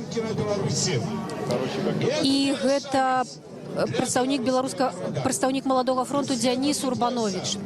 У нас есть союзники. Все краины... Некаторых просто папярэджвалі праз тэлефон. Міліцыя званіла на мабільныя тэлефоны, на хатнія тэлефоны і папярэджвала пра тое, што ўдзел у акцыях недазволеных, непажаданы і можа быць пакараны. Что дзякуючы вам, у белорусского народа хватит силы и отстоять свою независимость в нашей общине и скинуть весь этот ганебный прыгон. Тут адзінока ўжо стаіць прыхільнік саюзнай дзяржавы, малады чалавек з плакатам «Саюзнай дзяржаве быць».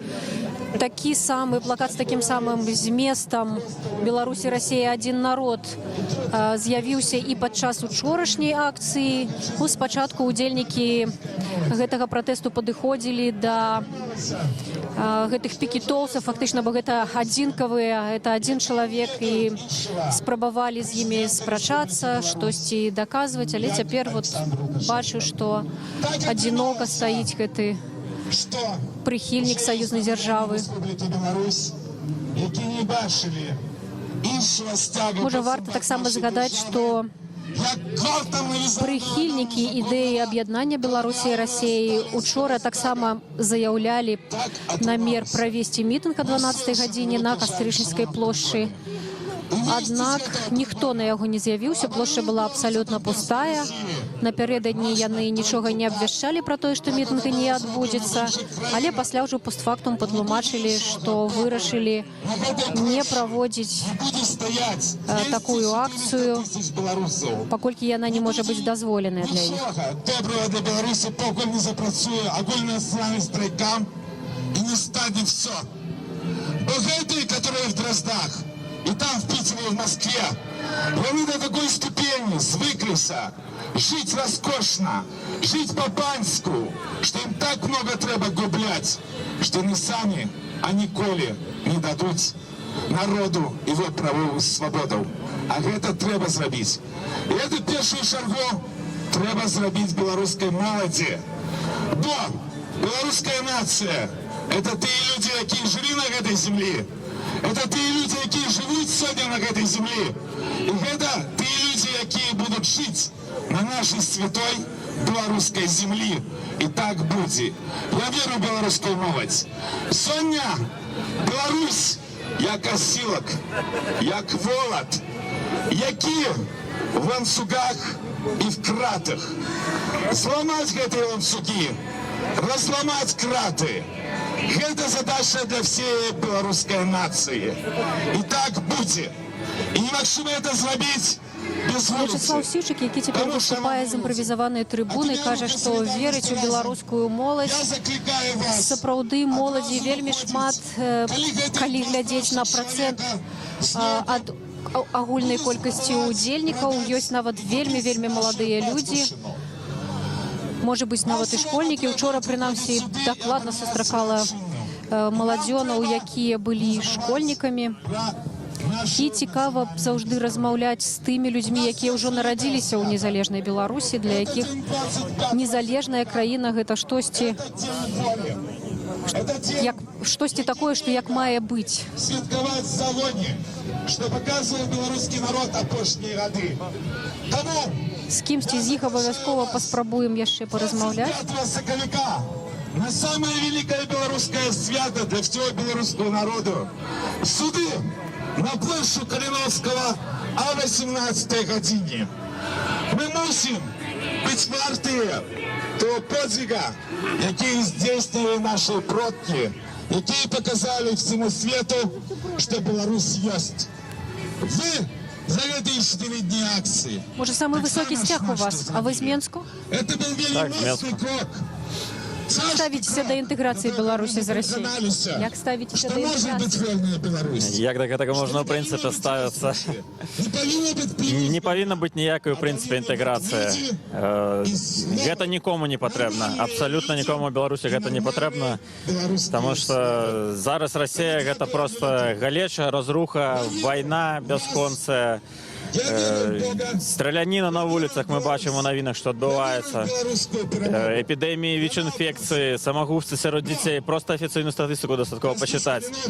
Гэта не треба абсолютно нікому. Ні чиновенству, ні міліціянтам, які ось сьогодні тут ходять, ні військовцям, ні звичайним простим білорусам, ні айтішникам. Нам що треба гэты маразм, коли людей сажають за лайки у соціальних сетках, коли вони рихтуються відключити усю країну від інтернету. Навошта нам усе гэта? У принципі, гэта нікому не потрібно. Я лічу, що у Беларусі вельмі цяжка знайти чалавека, які бы шчыра жадаў бы гэтай інтэграцыі. Ну вот стаіць один чалавек там. Ось адзін, і я думаю, трэба запытацца, адкуль ён.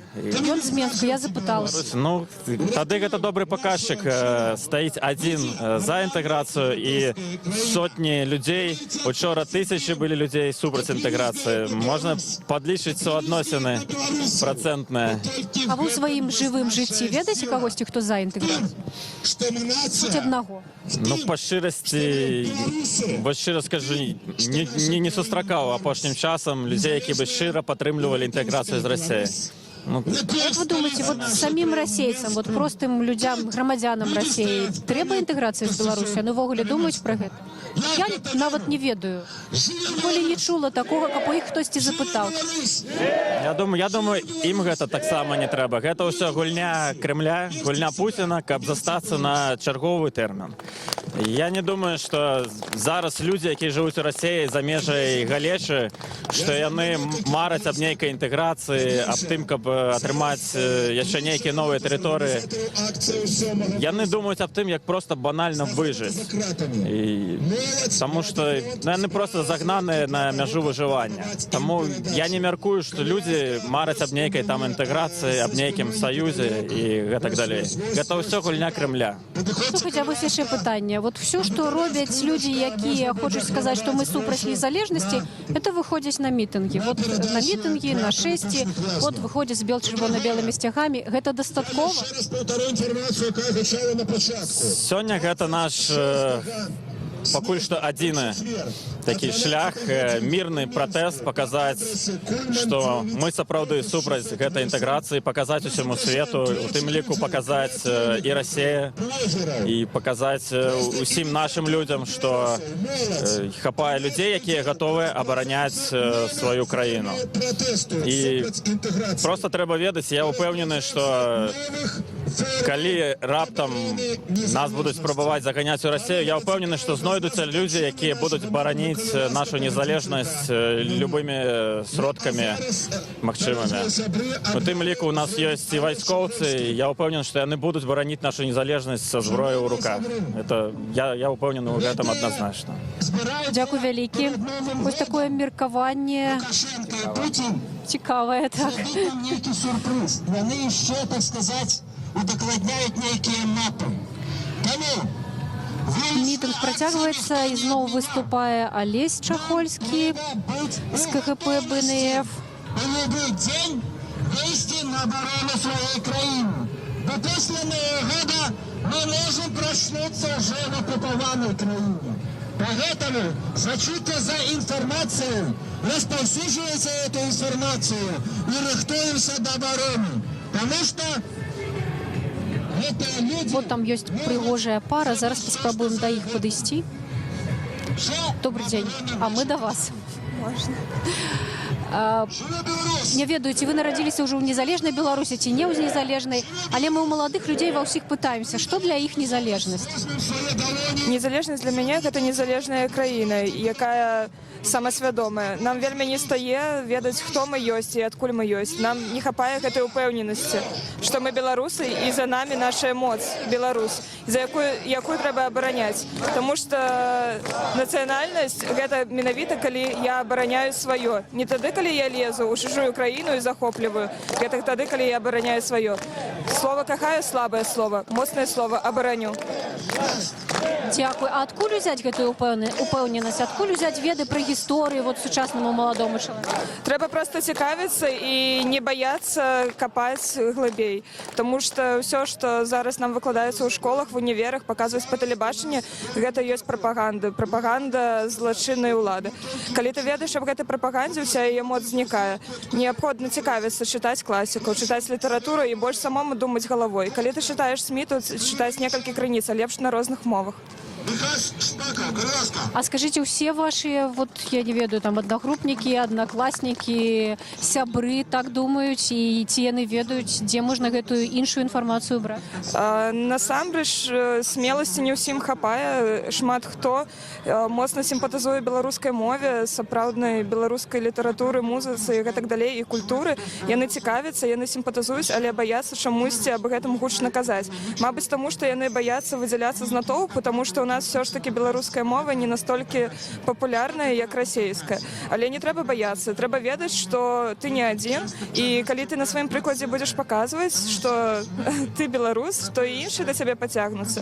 Мне вельмі шмат людзей сімпатызуюць, але чамусьці баяцца выказваць сваё меркаванне публічна, і яны запытваюцца ў мяне, як гэта можна назваць, калі ты беларус, але не пазіцыянер. Я кажу, што гэта латэнтны беларус, таму што беларус абавязкова мусіць быць апазіцыянерам.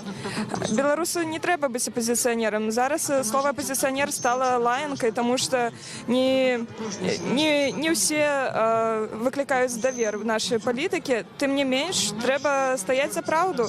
Вось, і менавіта гэта будзе цябе натхняць. Я не апазіцыянер, я нацыяналіст. Нацыяналіст ад слова абараню. Абараню сваё. Дякую. А вы хацелі б, каб быў такі палітык, які б вашыя інтарэсы ўсё ж такі увасабляў і змог бы іх дабівацца? Ці ёсць такі? Уласна кажучы, для мяне на дадзены момант у самой Рэспубліцы Беларусь няма такога лідару. Мне здаецца, што ён уже нарадзіўся і ён выйдзе з народу і пакажа сябе, але проста зараз пакуль я яго не бачу. А якім ён мусіць быць? Раскажыце, калі ласка. Чалавек мусіць адчуваць народ і ўсе працэсы. Калісьці я вельмі любіла глядзець канал Animal Planet, і там была карціна пра тое, як у прайдзе львяты вучацца паляваць, і яны палююць за здабычай, яны бягуць і даганяюць яе, але калі ловяць, яны не ведаюць, што з ёй рабіць. Я хачу, каб быў такі чалавек, які б ведаў, што рабіць, які б крычаў не толькі лозунгі «Жыве Беларусь», але які б ведаў все заканадаўчыя акты і мог сабраць людзей з самых вялікіх розумаў краіны, каб зрабіць не тое, што рэформы, а перамены настолькі важныя і выніковыя, якія прывялі Беларусь нарэшце да эканамічнага добрага стану, да культурнага добрага стану, да самасвядомасці беларусаў, для таго, каб людзі проста любілі яго, а ён любіў народ, таму што не народ для ўраду, а ўрад для народу. Дзякуй вялікі. А як вас зваць? Меня зовут Ганна. Ганна, тое, што вы кажаце, выклікае вялікую падтрымку ў нашых сацыяльных сетках, бо шмат людзей глядзіць наш стрым. Дзякуй вам вялікі. Ведаеце, што хачу з вами абмеркаваць? Учора была ідэя правесці ланцуг незалежнасці. Яна неяк не была добра арганізавана. Я бачыла, што людзі стаяць уздоўж праспекту, але нічога не робяць. І чакаюць, пакуль ім скажуць, там, возьміцеся за рукі, выстрыйцеся вакол праспекту, ці яшчэ што-небудзь такое. Калі ўсё ж такі людзі зразумеюць, што яны найперш самі мусяць нешта зрабіць? Насамрэч, кожны проста павінен займацца сваёй справай. Пісьменнік павінен пісаць, музыка павінен спяваць, пісаць музыку і натхняць. Журналісты павінны распаўсюджваць інфармацыю. Кожны павінен рабіць сваю маленькую справу для агульнай вялікай дзеі. Напрыклад, так, можа быць, камусьці трэба браць на сябе лідарскія якасці і у маленькіх групках неяк падтрымліваць, напрыклад, казаць, што возьміцеся за рукі, альбо пачынаць што-небудзь, крычаць які-небудзь лозунг, і людзі пацягнуцца. То бок, вось, дастаткова, каб проста кожны той, хто адчувае ў сябе лепшым, той тое рабіў. Вось. Дякую. Яшчэ ўчора мы з актывістамі моладзевага блоку ёсць такія маладыя людзі, у якіх ёсць палітычныя амбіцыі. Яны нават высоўвалі свае кандыдатуры на выбарах у палаты прадстаўнікоў нядаўна. Абмяркоўвалі ці мітынг і шэсце, спяванне спеваў, пагоні, магутны Божа. Гэта той фармат, які патрэбны цяпер моладзі. Яны сказалі, што гэта это так усё па олдскулу, але не прапанавалі нічога свайго, хаця ў іх былі вельмі класныя крэатыўныя мітынгі падчас перадвыбарчай кампаніі. Можа быць, вы штосьці прапануеце, што прыцягнула б моладзь, каб яны маглі аб'яднацца і разам выказваць тое, што іх хвалюе?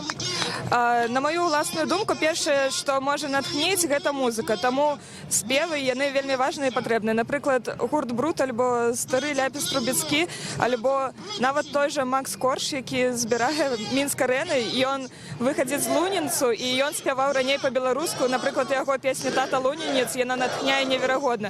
Таму патрэбныя спевы, мабыць, напрыклад, «Грай», цудоўная песня, якую можна было спяваць моладзі, якая добра увасабляе ўсё, што можна сказаць.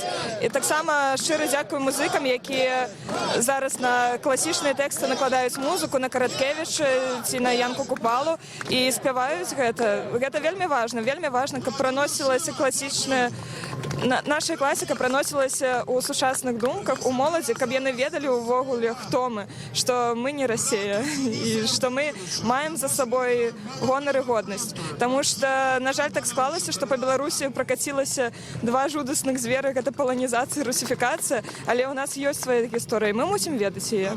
Вось. Дзякуй вялікі, Ганна, вельмі цікавая, цудоўная гутарка, поспехаў вам.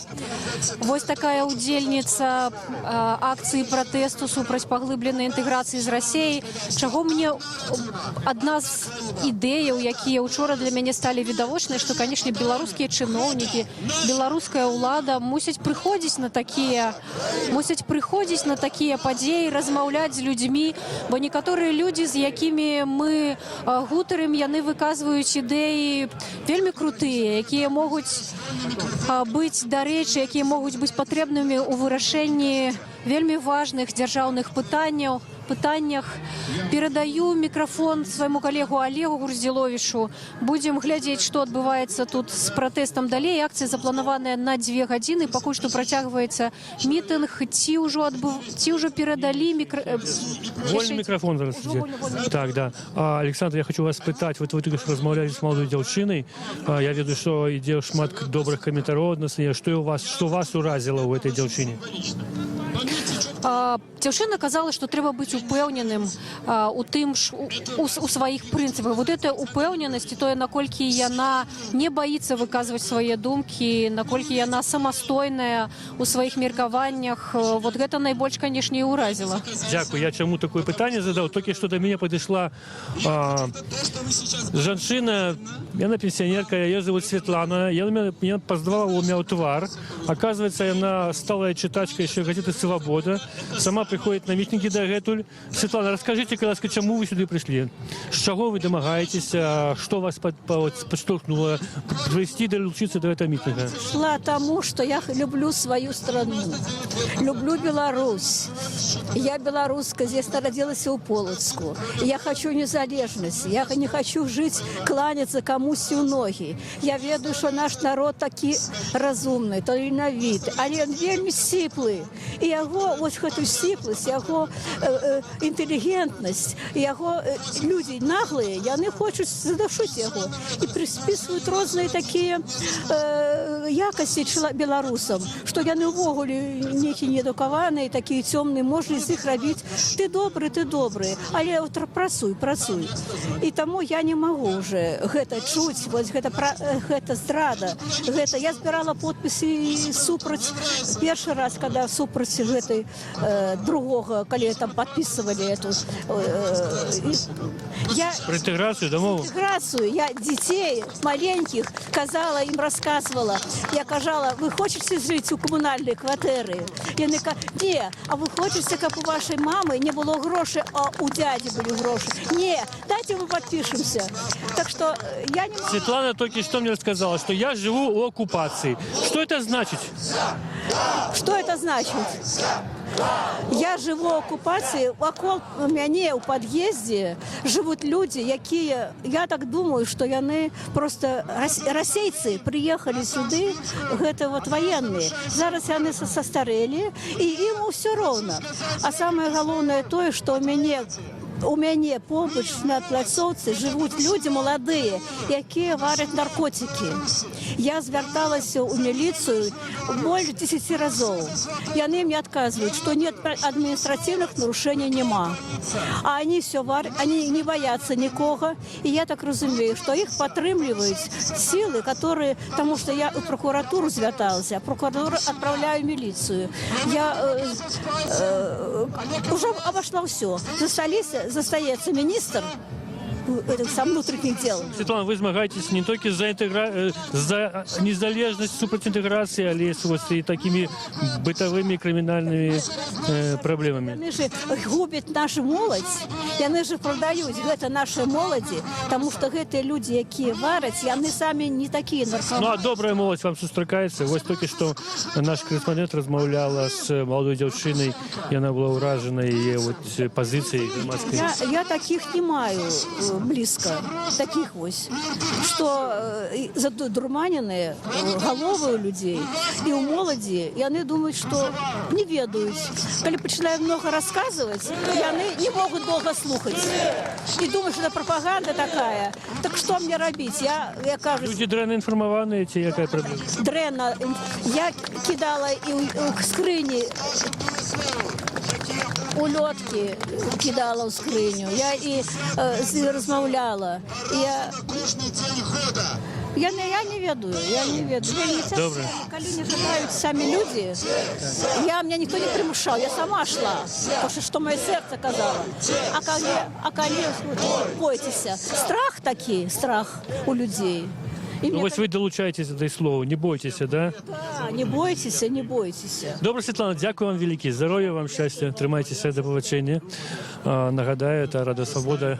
Тепер у мікрофона Розділович. Ми ведемо онлайн репортаж з Косичинської площі, де вже ось третю годину протягується мітинг супроти поглибленої інтеграції. Учора у Санкт-Петербургу знову зустрічалися Олександр Лукашенко і Владимир Путін. Керівники Білорусі і Росії домовлялися, але так і не було підписано ніякого погодження. По виниках вчорашньої зустрічі було повідомлено, що 28 з 31 дорожніх карток не бути узгоднені, але ще залишилися 3, так і не узгоднені, тому агульний пакет не підписаний. Раніше представники Російського Ради казали, що може бути танний газ і нафта тільки в обмін на цілком підписання всього пакета. Ось Лукашенко поки на це не йде. Така інформація. Скупа інформація з офіційних криниць про ці перемови проходять. Тим часом брат Дениса Урбановича Максим бере мікрофон, щоб виступити перед людьми. Його брат арештований на 15 суток і сидить на Крестіна. Невідомими людьми зміщені у ізолятор, центральний ізолятор города Мінську, Окрестина. Події, про які розказує Максим, відбулися 19 снежня. За день до ось нової черги антиагресивних мітингів. І Новий год. Дай Бог щастя, здоров'я йому, моєму брату, родному на год старіше мене. Хай тримається. Живе Білорусь! Так само зараз на площі обвішаний так званий вольний мікрофон. До мікрофону може підвести будь-який судельників цього акції і виступити, донести свою проблему, свою боль до людей. Коли ми потеряємо незалежність нашу, незалежність, це буде крах. Куди ми пойдемо? Мы просто будем скотом, звичайным скотом. Я хотел прочитать пригожий верш. Мы вчера ходили, после Володарки спускались. Брат Дзяніс, яны жывуць у Лагойскім раёне. Дзяніс, вось калі пачаліся чарговыя змаганні за Курапаты, вот 1,5 гады таму стало вядома, што да ўжо амаль 2 гады таму, прабачце, стало вядома, што адкрываецца рэстарацыя каля Курапатаў. І вось там на першых ужо акцыях, на першых пікетах з'явіўся Дзяніс Урбанович. Аказалася, што ён зусім раней не быў далучаны да апазіцыі, ну вось вельмі актыўна ўключыўся ў эту барацьбу,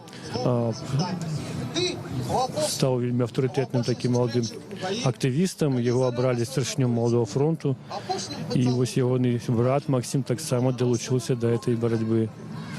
Разлучимся, и станем мне легчей, бессильным, упаду к тебе на улонья, целую я блакит твоих плачей, заглядевшись в земли их продонья. Так до скончания свету я просплю, а в судный день,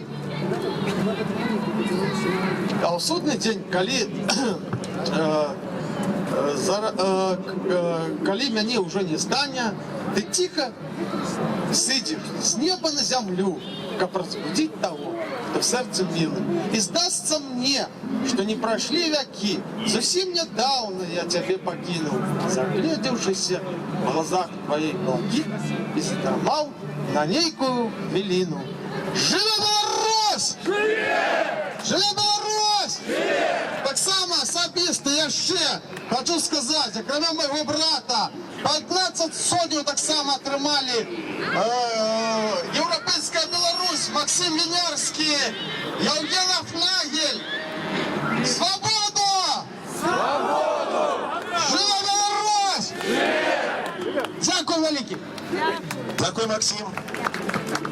Дорогие собры, Максим Урбанович был и читал верш не с телефона мобильного, а на память.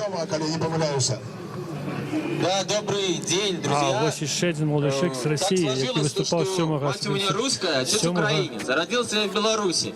И я думаю, я далеко не один такой человек, и даже и здесь собравшихся. И, ну, вы родились в этой стране, значит, вы белорусы, ребята. И, как бы, свою независимость нужно защищать. Потому что, ну, это ваша страна. И кроме вас, кроме нас, этого никто никогда не сделает. И потерять страну очень легко, а потом вернуть ее будет практически невозможно. Вот в чем проблема. Посмотрите, на карте новых стран становится как бы не намного-то и больше. Мало людей, кто может заново получить свою страну. Есть один раз ее уже потеряли. Вот, и я хочу сказать, помимо страхов у наших людей, мне так кажется, есть еще большая проблема того, что им все равно. А все равно им по одной простой причине, что 25 лет этот режим убивал просто все желание людей заниматься политикой. В нормальных странах, в любых нормальных странах, каждый человек занимается политикой. Он знает, кто у него мэр, почему он мэр и так далее. Это все очень важно. Каждый человек должен заниматься этим. А у нас в стране это целенаправленно уничтожали в течение 25 лет. И поэтому люди, может, и не боятся, они просто не понимают, для чего это нужно. И тут действительно нужно пытаться доносить до людей, почему важно сохранить свою страну и почему очень важно ее иметь. Спасибо. Молодой человек из России сказал про проблемы России, але быццам бы про проблемы Беларуси. То же самое. Людей отвадили 25 годов от того, что треба заниматься политикой. Одна з лідерів Віцебської білоруської християнської демократи. Кого ж зараз запросить до вольного микрофона Павел Северинец, Алена Янушковская. Вітаю вас, господарство, наши белорусские патриоты. Вот тут выступал человек и говорил, я сгодный объединяться с ПРСМ и с Лукашенко. З БСМ я згодна. Так, тут Там дети стояв такий молодий одурачені, чоловік. може, куплені На за транспаранті, який він тримав, було написано «Я за союз з Росією». За союзну державу. Ми тут стояли. Тому нам треба об'єднатися і боротися супроть Путіна, супроть його агресії, окупації. І супроть Лукашенки. Як говориться, два брата-близнеця. Дякую вам. Живе Білорусь! Живе, дорогі землі. Хто хоче виступити ще, коли ласка, підходьте. Так, есть у нас такі люди. Зараз, одну секундочку, у нас є ще сподар Владимир Юхо, коли ласка. 6, і по Мінську було шмат таких стягов з різними, з назвами різних городів. Мазир, Пінськ, Барановичі, Полоцк. Я бачу на вчорашньому шесті. Сподар Юхо, один з активістів КХП БНФ, взяв мікрофон. Притулилася до Налибовской пуши и про 500 метров, нет, 400-500 метров заходняя Березина. Ось у этой вёсочки живе дед, який кожную неделю ходить один, тримає коніка и господарку сам веде один. И я вот прошлую зиму перезимовал разом в этой вёсочке, разом зим. Так вот, этот дед завтра у 6 годин он выходит в Воложин и идет в церкву и молится за Беларусь. Этот дед амаль 100-годовый, и он мне рассказал наступную историю. На коляды 43-44 год, это амаль зараз. У ночь фашисты ворвались в эту вёсочку и окружили один дом у конца, ну, может, кто сказал, неведомо, но это было как раз ночью. Окружили дом, в яким были партизаны. Значит, партизаны, убачивши, что они окружены, вырвались праз чорний ход, там сразу могилки, и побегли. Немцы, значит, ворвались в хату, и насупроть сусіда, якраз вот это дед и был, значит, господар этого дома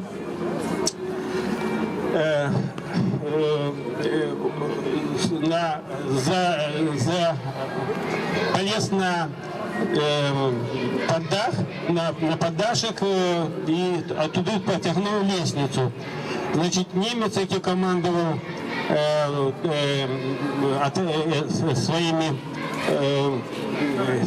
своими немцами, значит, ворвался в хату и расстрелял всю семью. 3 деток и девчонка 16 годов. И он мне про эту историю рассказал вот этим летом.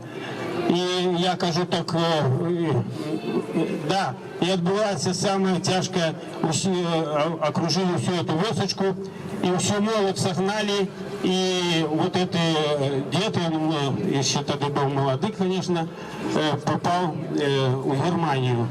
И из этой вёски так само. Вернулись вельми мало. И вот этот дед до этого часу не ведали вот где похованы. И он мне показал это место, я за этим местом доглядаю. Прозвище этих Бубневичей, этой семьи. И я думаю, что вот коли поеду туди в эти оживавці, то обов'язково всі совєті подумали це питання, щоб эта білоруська сім'я був помник відновлений і зроблений Потерпели шмат белорусов в этот час. И вот тут мне этим же летом так само такое я размовлял с ним про Нагадаємо, ми на Класичній площі, тут протягується мітинг супроть поглибленої інтеграції. Третю годину люди промовляють, тепер обвішаний вольний мікрофон, і підходять до мікрофона люди, розказують про те, що чим хочуть поділитися з людьми. Зараз виступає один із активістів КХП БНФ Владимир Віхо, він розказав мені трагічну історію про гибель сім'ї на Воложенщині. І відома могила, де поховані ці люди, але нема помніку. І він домагається, щоб був поставлен там помник, і були їх прізвища. А побач со мною Павел Северинець. Павел, можна до вас? Секундочку. Олег Владимирович, що за далі з вашим мітингом, коли ви будете працювати? Чи буде їх 6 сьогодні? Заканчивается вольный микрофон, покольки организовывают депутаты незалежности, их формат и их просьба была завершить митинг. Могутный Боже и все. 6 сегодня не плануется, покольки депутаты планировали только митинг. Добре, дякую. Павел Северинец сказал, что митинг шутка закончится. Это вот частка митинга «Вольный микрофон» так само заканчивается. Після этого буде проспіваний гімн, духовний гімн Білорусі «Могутній Боже». І поводле Павла Северинця 6 сьогодні не планується. У митингу берут удел по 200 человек, так, по-моему. Людей не становится больше, але не становится меньше. Так, прикладно та ж кількість людей. Чем я бы сказал, что на сегодняшнем митингу больше людей сталого веку, больше віку пенсіонерів, шмат тварів, яких можна було бачити на мітингах і 10 років, і 20 років тому. І з некоторими з них ми розмовляли. Але тут є і молодь.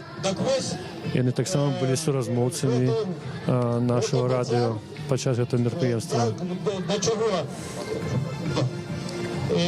Что наших героев забирает Россия. Можно до вас звернуться? Олег Груздилович, Рада Свобода. Я збираюся верш почитати, але це Ви так само отримається. хочете до вольного мікрофону? Ну, я можу верш. Я їхав сюди, написав верш. Ага. Спеціально? Спеціально. Ну, добре. Коли зараз буде, от ви, коли ласка, підійдете. А в принципі, яке ваше ставлення до вот этой інтеграції, супроти якої виступають? Ну, якої ставлено? Це ж почалося ще з забранням президента. Тоді все почалося, і він сам собі створив ці проблеми. Він сказав, що поповзу в Росію. Ось він, глядячи, як обставини складувалися, і він то повз, то піднімався, то знову став. Зараз ось це винік. Це винік усього. 25 років ми... Не будем вам заминать, коли ласка. Вы хотите выключать ваш верш? Коли ласка. А вот еще. Да.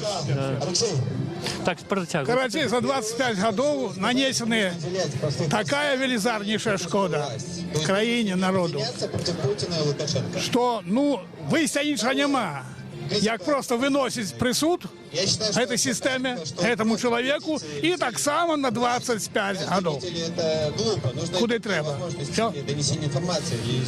Ми дійшли, да вже доходимо до опошнього.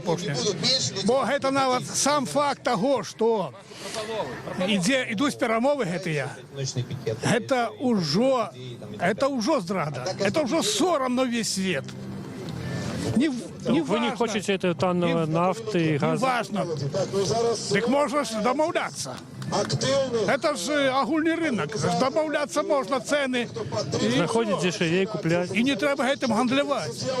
Что это за базар? Гандль некий. Есть цены, есть законы рынковые. И все. Живи по этих ценах, а что? Який може бути гандаль? Добре, дякую. Як вас зовуть? Микола. Микола, ну, Максима, вам треба підійти до Павла Северинця, щоб домовитися про вольний мікрофон. Відомий блогер, шер-кота Дмитрий Козлов. Ось зараз взяв вольний мікрофон. Послухаємо, що він каже. Когда они оторвут свои жопы с диванов, извините за выражение, и станут здесь, они будут говорить: оппозиция, спасите нас, Сверинин, Сивчик, что-нибудь сделайте. А сами что? Вот сейчас люди где-то стрим смотрят чат и говорят: давайте, когда вы Майдан устроите, поставьте палатки там, давайте идите на штурм. А сами сидят и чипсы похрустывают сейчас на диване.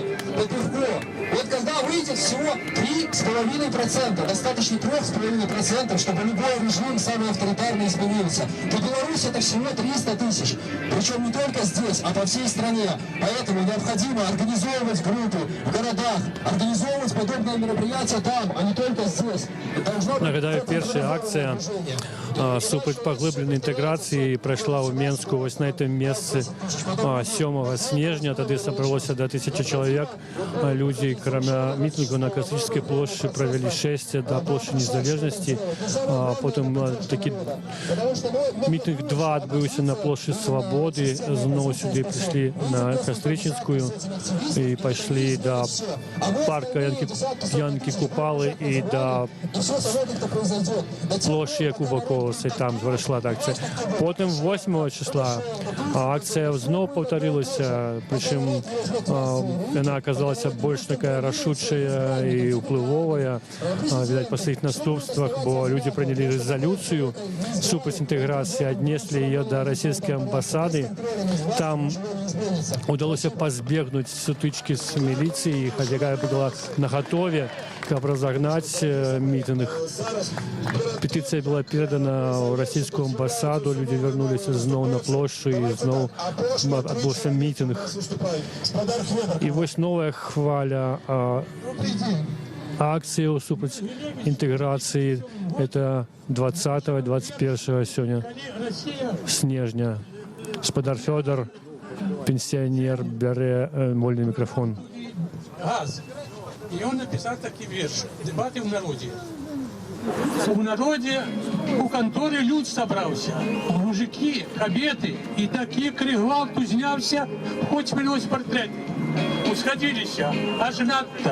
А что за причина? Что я дома? Газ и нафта. У беде айчина. Лысый дед ускочив с кресла. Да як чмыхни в усы. З нас по стольки на дня. Честно, мы все ж белорусские. Мы еще не залетели на живой копейце. Обобрать нас захотели сидуны российцы. Так не удастся. Они шклянки дорожей не купят. Треба пойдем из землянки, от своего не вступим. Треба ночью будем с краном нафточку пялёхать белорусских партизанов и им не заполовать. Черт сорвал тут вместо бабку. Дед, ты надто храбр, як не зробить нам послабку, ой, подщемі жабри. Каб у дурнях не зацаться, треба мачі хрустой, ласки з маски добиваться просьбой, а не грозьбой. Киньте нас-то, узловався еще более лысый, ті на тих напав, нарвався, лицарь гладкописый. Коли мало будем наш партизанских деев, у резерве есть инакши, способ более надзейный. Мы на тижні 6 уроків родної мови зробимо. І всього тую мороку назавсьоди зробимо. О, я тут з тобою згодна, закричала Наста. Буде влада мови родної, буде газ і нафта. Бо тоді ми будемо самі вещі раю домі. Будемо жити з господарами у щасливій долі. Люди, слушали для вас вірш Ніла Гілевича, який прочитав пенсіонер Федор. Вітаю, шановне господарство. Хочу вам нагадати, що білоруси завсюди у своїй історії. Один з активістів КХП ВНФ сьогодні наш кореспондент Олександр Денько брала його інтерв'ю. Ну ось зараз він у вольному мікрофону. Ви згадайте битву під Воршей, коли ми малими силами перемогли на шмат більшу орду, яка прийшла до Сходу. Ви згадайте Слуцький збройний чин, коли ми змагалися супроть орди, супроть цілої армії, мужно, одважно. Особливо хочу звернутися до молоді. Згадайте наших героїв, поглядите, повстанці Калиновського. Им было по 20, по 30 год. Это были сапраўдные герои. Поглядите на уряд БНР. Там присутничали люди по 20, по 30 год. Згадайте 91 год, коли меньше за 10% наших демократичних патріотів у парламенті домоглися признання незалежності Білорусі. Їм так само було по 30 год. Тому пам'ятаємо, що за нами правда. Тому ми переможемо не масою, а менавіта нашою силою у правді. Пам'ятаємо це. Перемога буде за нами. Живе Білорусь! Живе Білорусь! Живе Білорусь! Дякую. Гэта быў актывіст КХП БНФ Ігор, і ён нагадаў слаўныя падзеі барацьбы за незалежнасць Беларусі з 20-х гадоў.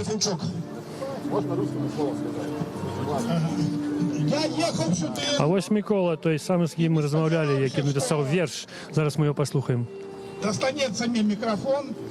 Я прачуваў, што тут будзе поўная плошча, што гэтай чужой музыкі не будзе. Коротко ехал и написал себе верш. Я с паперки почитаю. Страх. Поднимите руку, кто боится. Я звернулся до громады, а не водной руки, як быццам, не знайшов у натовпі. Тады я сказав, що ж, інакш запитаю, хто боїться тут за себе. Бачу, знову ситуація тая ж.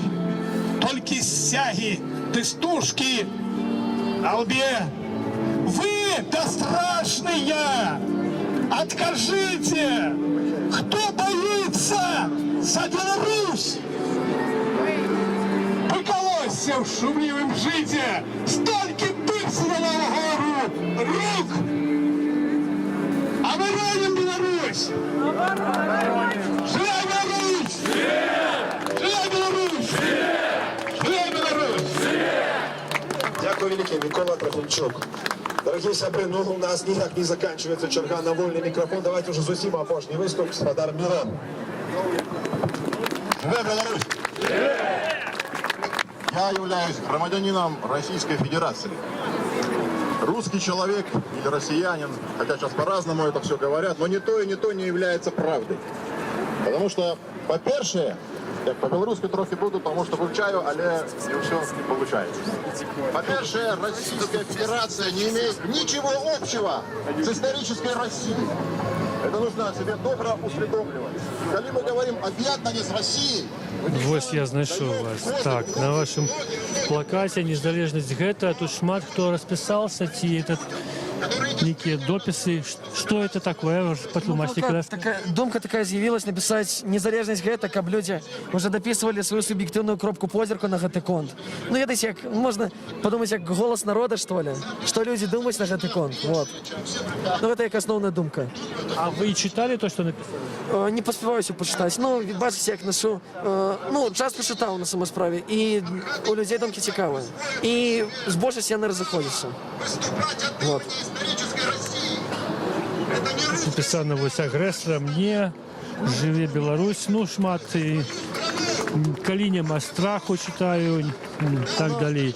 Ну, так, трэба павывучаць потым ваш плакат, відаць, вы зробіце. Что кажете? Трэба павывучаць ваш плакат, что тут написано, и какие-то зробіць высновы. Я безумоўно буду читать, але ждать сказать, что здесь люди пишут, починаешь от агрессору нет, заканчиваешь там гэта мова, культура, гэта я, гэта ўсё и гэтак далей.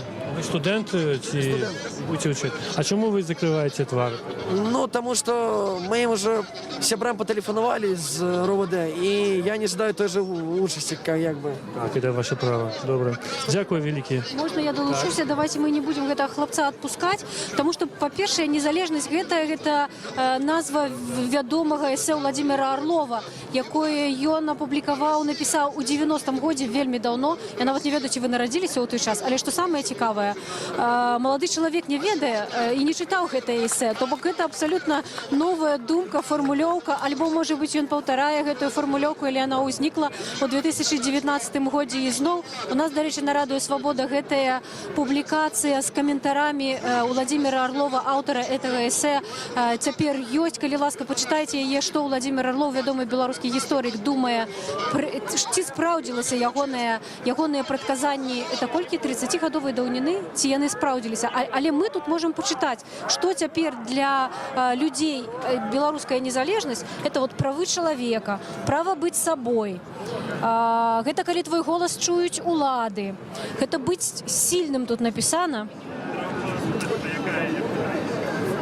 Так, калі народ мае права голосу, калі няма страху, гэта, дарэчы, слова страх, і каб людзі не баяліся, і оно вельмі часта гучала і падчас учорашняга пратэсту, і падчас сённяшняга, гэта думаць сваёй галавой. Воля, браты, і там на тым баку ўжо людзі падпісваюцца, так? Месца не хапае.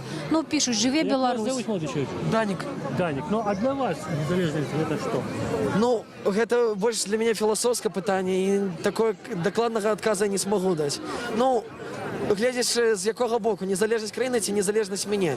Калі гледзячы з кропкі позірку краіны, то гэта безумоўна як бы ўсё, можна так сказаць.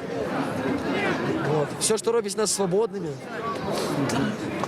Незалежнасць, свабода, адказнасць, вы з гэтым салідарны? Ну, так. З большасці думак я солідарен. Я не вельмі падтрымліваю рэакцыйныя думкі наконт таго, ну, я ж не читаю, што там людзі пішуць, вот. І ў гэтым-то сама цікавасць, потым прачытаць гэта. Ну, вот. Дякуй. Дякуй, Данік. Няма за што. Трымайце ваш плакат. Можа, яшчэ хто падыдзе, хаця ўжо няма вольнага месца. Ёсць на абратнай стороне. На абратным баку. Добра, дзякуй вам вялікі. Дякую вам. Ну что, мы, видать, будем заканчивать онлайн. Уже заканчивается, я так разумел. Вольный микрофон. Александра, какие ваши уражения? Вы меня пытались про то, ці будут люди еще приходить, ці не приходить. Вот як оценили то, что митинг протягнуўся яшчэ больш за 2 гадзіны. Я думаю, што слідуць раней. Ну, вось он протягнуўся, і яшчэ людзі не разыходзяцца, спяваюць «Могутны Боже». В целом, як вы оцениваете эти протесты? 4-й день протестов. Мы маем дагэтуль людзей на плошчы, шмат людзей. І галоўнае, што мы маем жаданне людзей прыходзіць зноў, так ці не? Можа, я памылюсь? Так, я з вами згодная. У мяне 2 ёсць галоўныя ўражанні. Пра адно я ўжо казала. Я ўпэўненая, што беларуская ўлада, беларускія чыноўнікі мусяць выходзіць да гэтых людзей, бо калі мы размаўлялі, бралі інтэрв'ю, гэтыя людзі абсалютна дакладна ўяўляюць сабе, у якой Беларусі яны хочуць жыць, і маюць вельмі канкрэтныя прапановы. Плюс яны таксама абураныя тым, што от ужо год дамаўляюцца пра інтэграцыю, 31 дарожная мапа, і за гэты час ніхто не параіўся з людзьмі, і ніводзін з гэтых дакументаў яшчэ не апублікаваны, і нездарма людзі, якія пратэстуюць, яны называюць гэтыя перамовы закуліснымі. Другое, што таксама вельмі важна, вырасла абсалютна новае пакаленне маладых людзей. Па-першае, яны выраслі ў незалежнай Беларусі, яны проста не разумеюць, як краіна, у якой яны жывуць, можа не быць незалежнай. Другое, яны выраслі ў тэхналагічным свеце. Яны выраслі ў эпоху інтэрнэта, і для іх патрэбны абсалютна іншы падыход, каб яны рэалізавалі свае памкненні. Таму што, ну, вот такі фармат мітынгу я не раз чула ад маладых людзей, што, ну, сумнавата, калі вот слухаць гэтыя прамовы з гэтых трыбунаў, хай яны і падзяляюць ідэю незалежнасці, але ім патрэбны таксама вельмі канкрэтныя прапановы пра тое, што можна зрабіць і які канкрэтны вынік яны будуць з гэтага мець. І, канешне, арганізатарам мітынгу варта пра гэта задумацца. Але я б дадаў, што мітынгі розныя все ж таки. Я азначаў для сябе, што вот першы, 7-8 было шмат моладзі. А сёння са здзіўленнем убачыў, што шмат ветэранаў. Вот шмат тых людзей, хто змагаў змагаўся за незалежнасць спачатку з 90-х гадоў. І іх якраз такі фармат задавальняе. І это добра, што, магчыма, ёсць і тое. І хадзілі па Менску, і актыўна крычалі «Жыве Беларусь», «Долучайся», але стаялі тут, і асабліва вот эта форма выступу да свавольнага мікрафона. Это выдатна, вот люди... Чарга выстроилась, оказывается, шмат людей, кто хочет выказаться. У Беларуси нема магчымасці даць людям выказываться. Вот эти люфты сгубленные, и только тут могут атрымаць магчымасць на плошчы, что нешта сказать. Так ці не? Так, я згодная. Пытанне інтэграцыі, яно яшчэ не закрытае. Прэзідэнты Беларусі і Расіі яшчэ будуць сустракацца, і, магчыма, людзі таксама захочуць выйсці на публічныя акцыі, каб выказаць сваё меркаванне. Я нагадаю вам, што мы ўсе такога кшталту падзеі мы асвятляем на сваім сайце і ва ўсіх сацыяльных сетках. Калі ласка, зайдзіце у тую сацыяльную сетку, якой вы карыстаецеся, знайдзіце там Радыё Свабода, падпішыцеся, і самыя апошнія навіны вы будзеце заўжды ведаць разам з намі, а гэтая акцыя ўжо падыходзіць да... Павел Северин заканчивает. Так, людзі яшчэ застаюцца на плошчы, але ўжо нават быў заклік, каб людзі разыходзіліся. Як толькі будзе абвешчаная наступная акцыя пратэсту, мы там будзем абавязкова з нашым стрымам. Дзякую всім за ўвагу, заставайцеся са свабодай. Нагадаю, гэта был Александр Денько, Олег Груздилович нам памагаў, працаваў на мітынгу як аператор.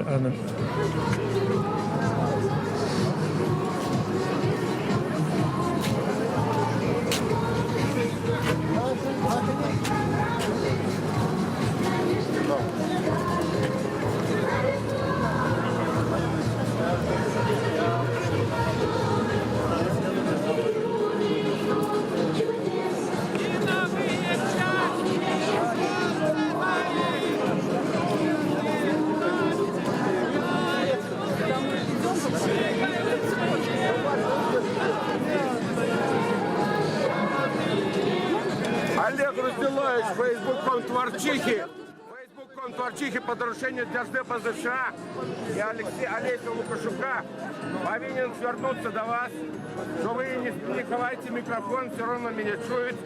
Россия долучается до Беларуси по домовлености 7 снежня з Путлером.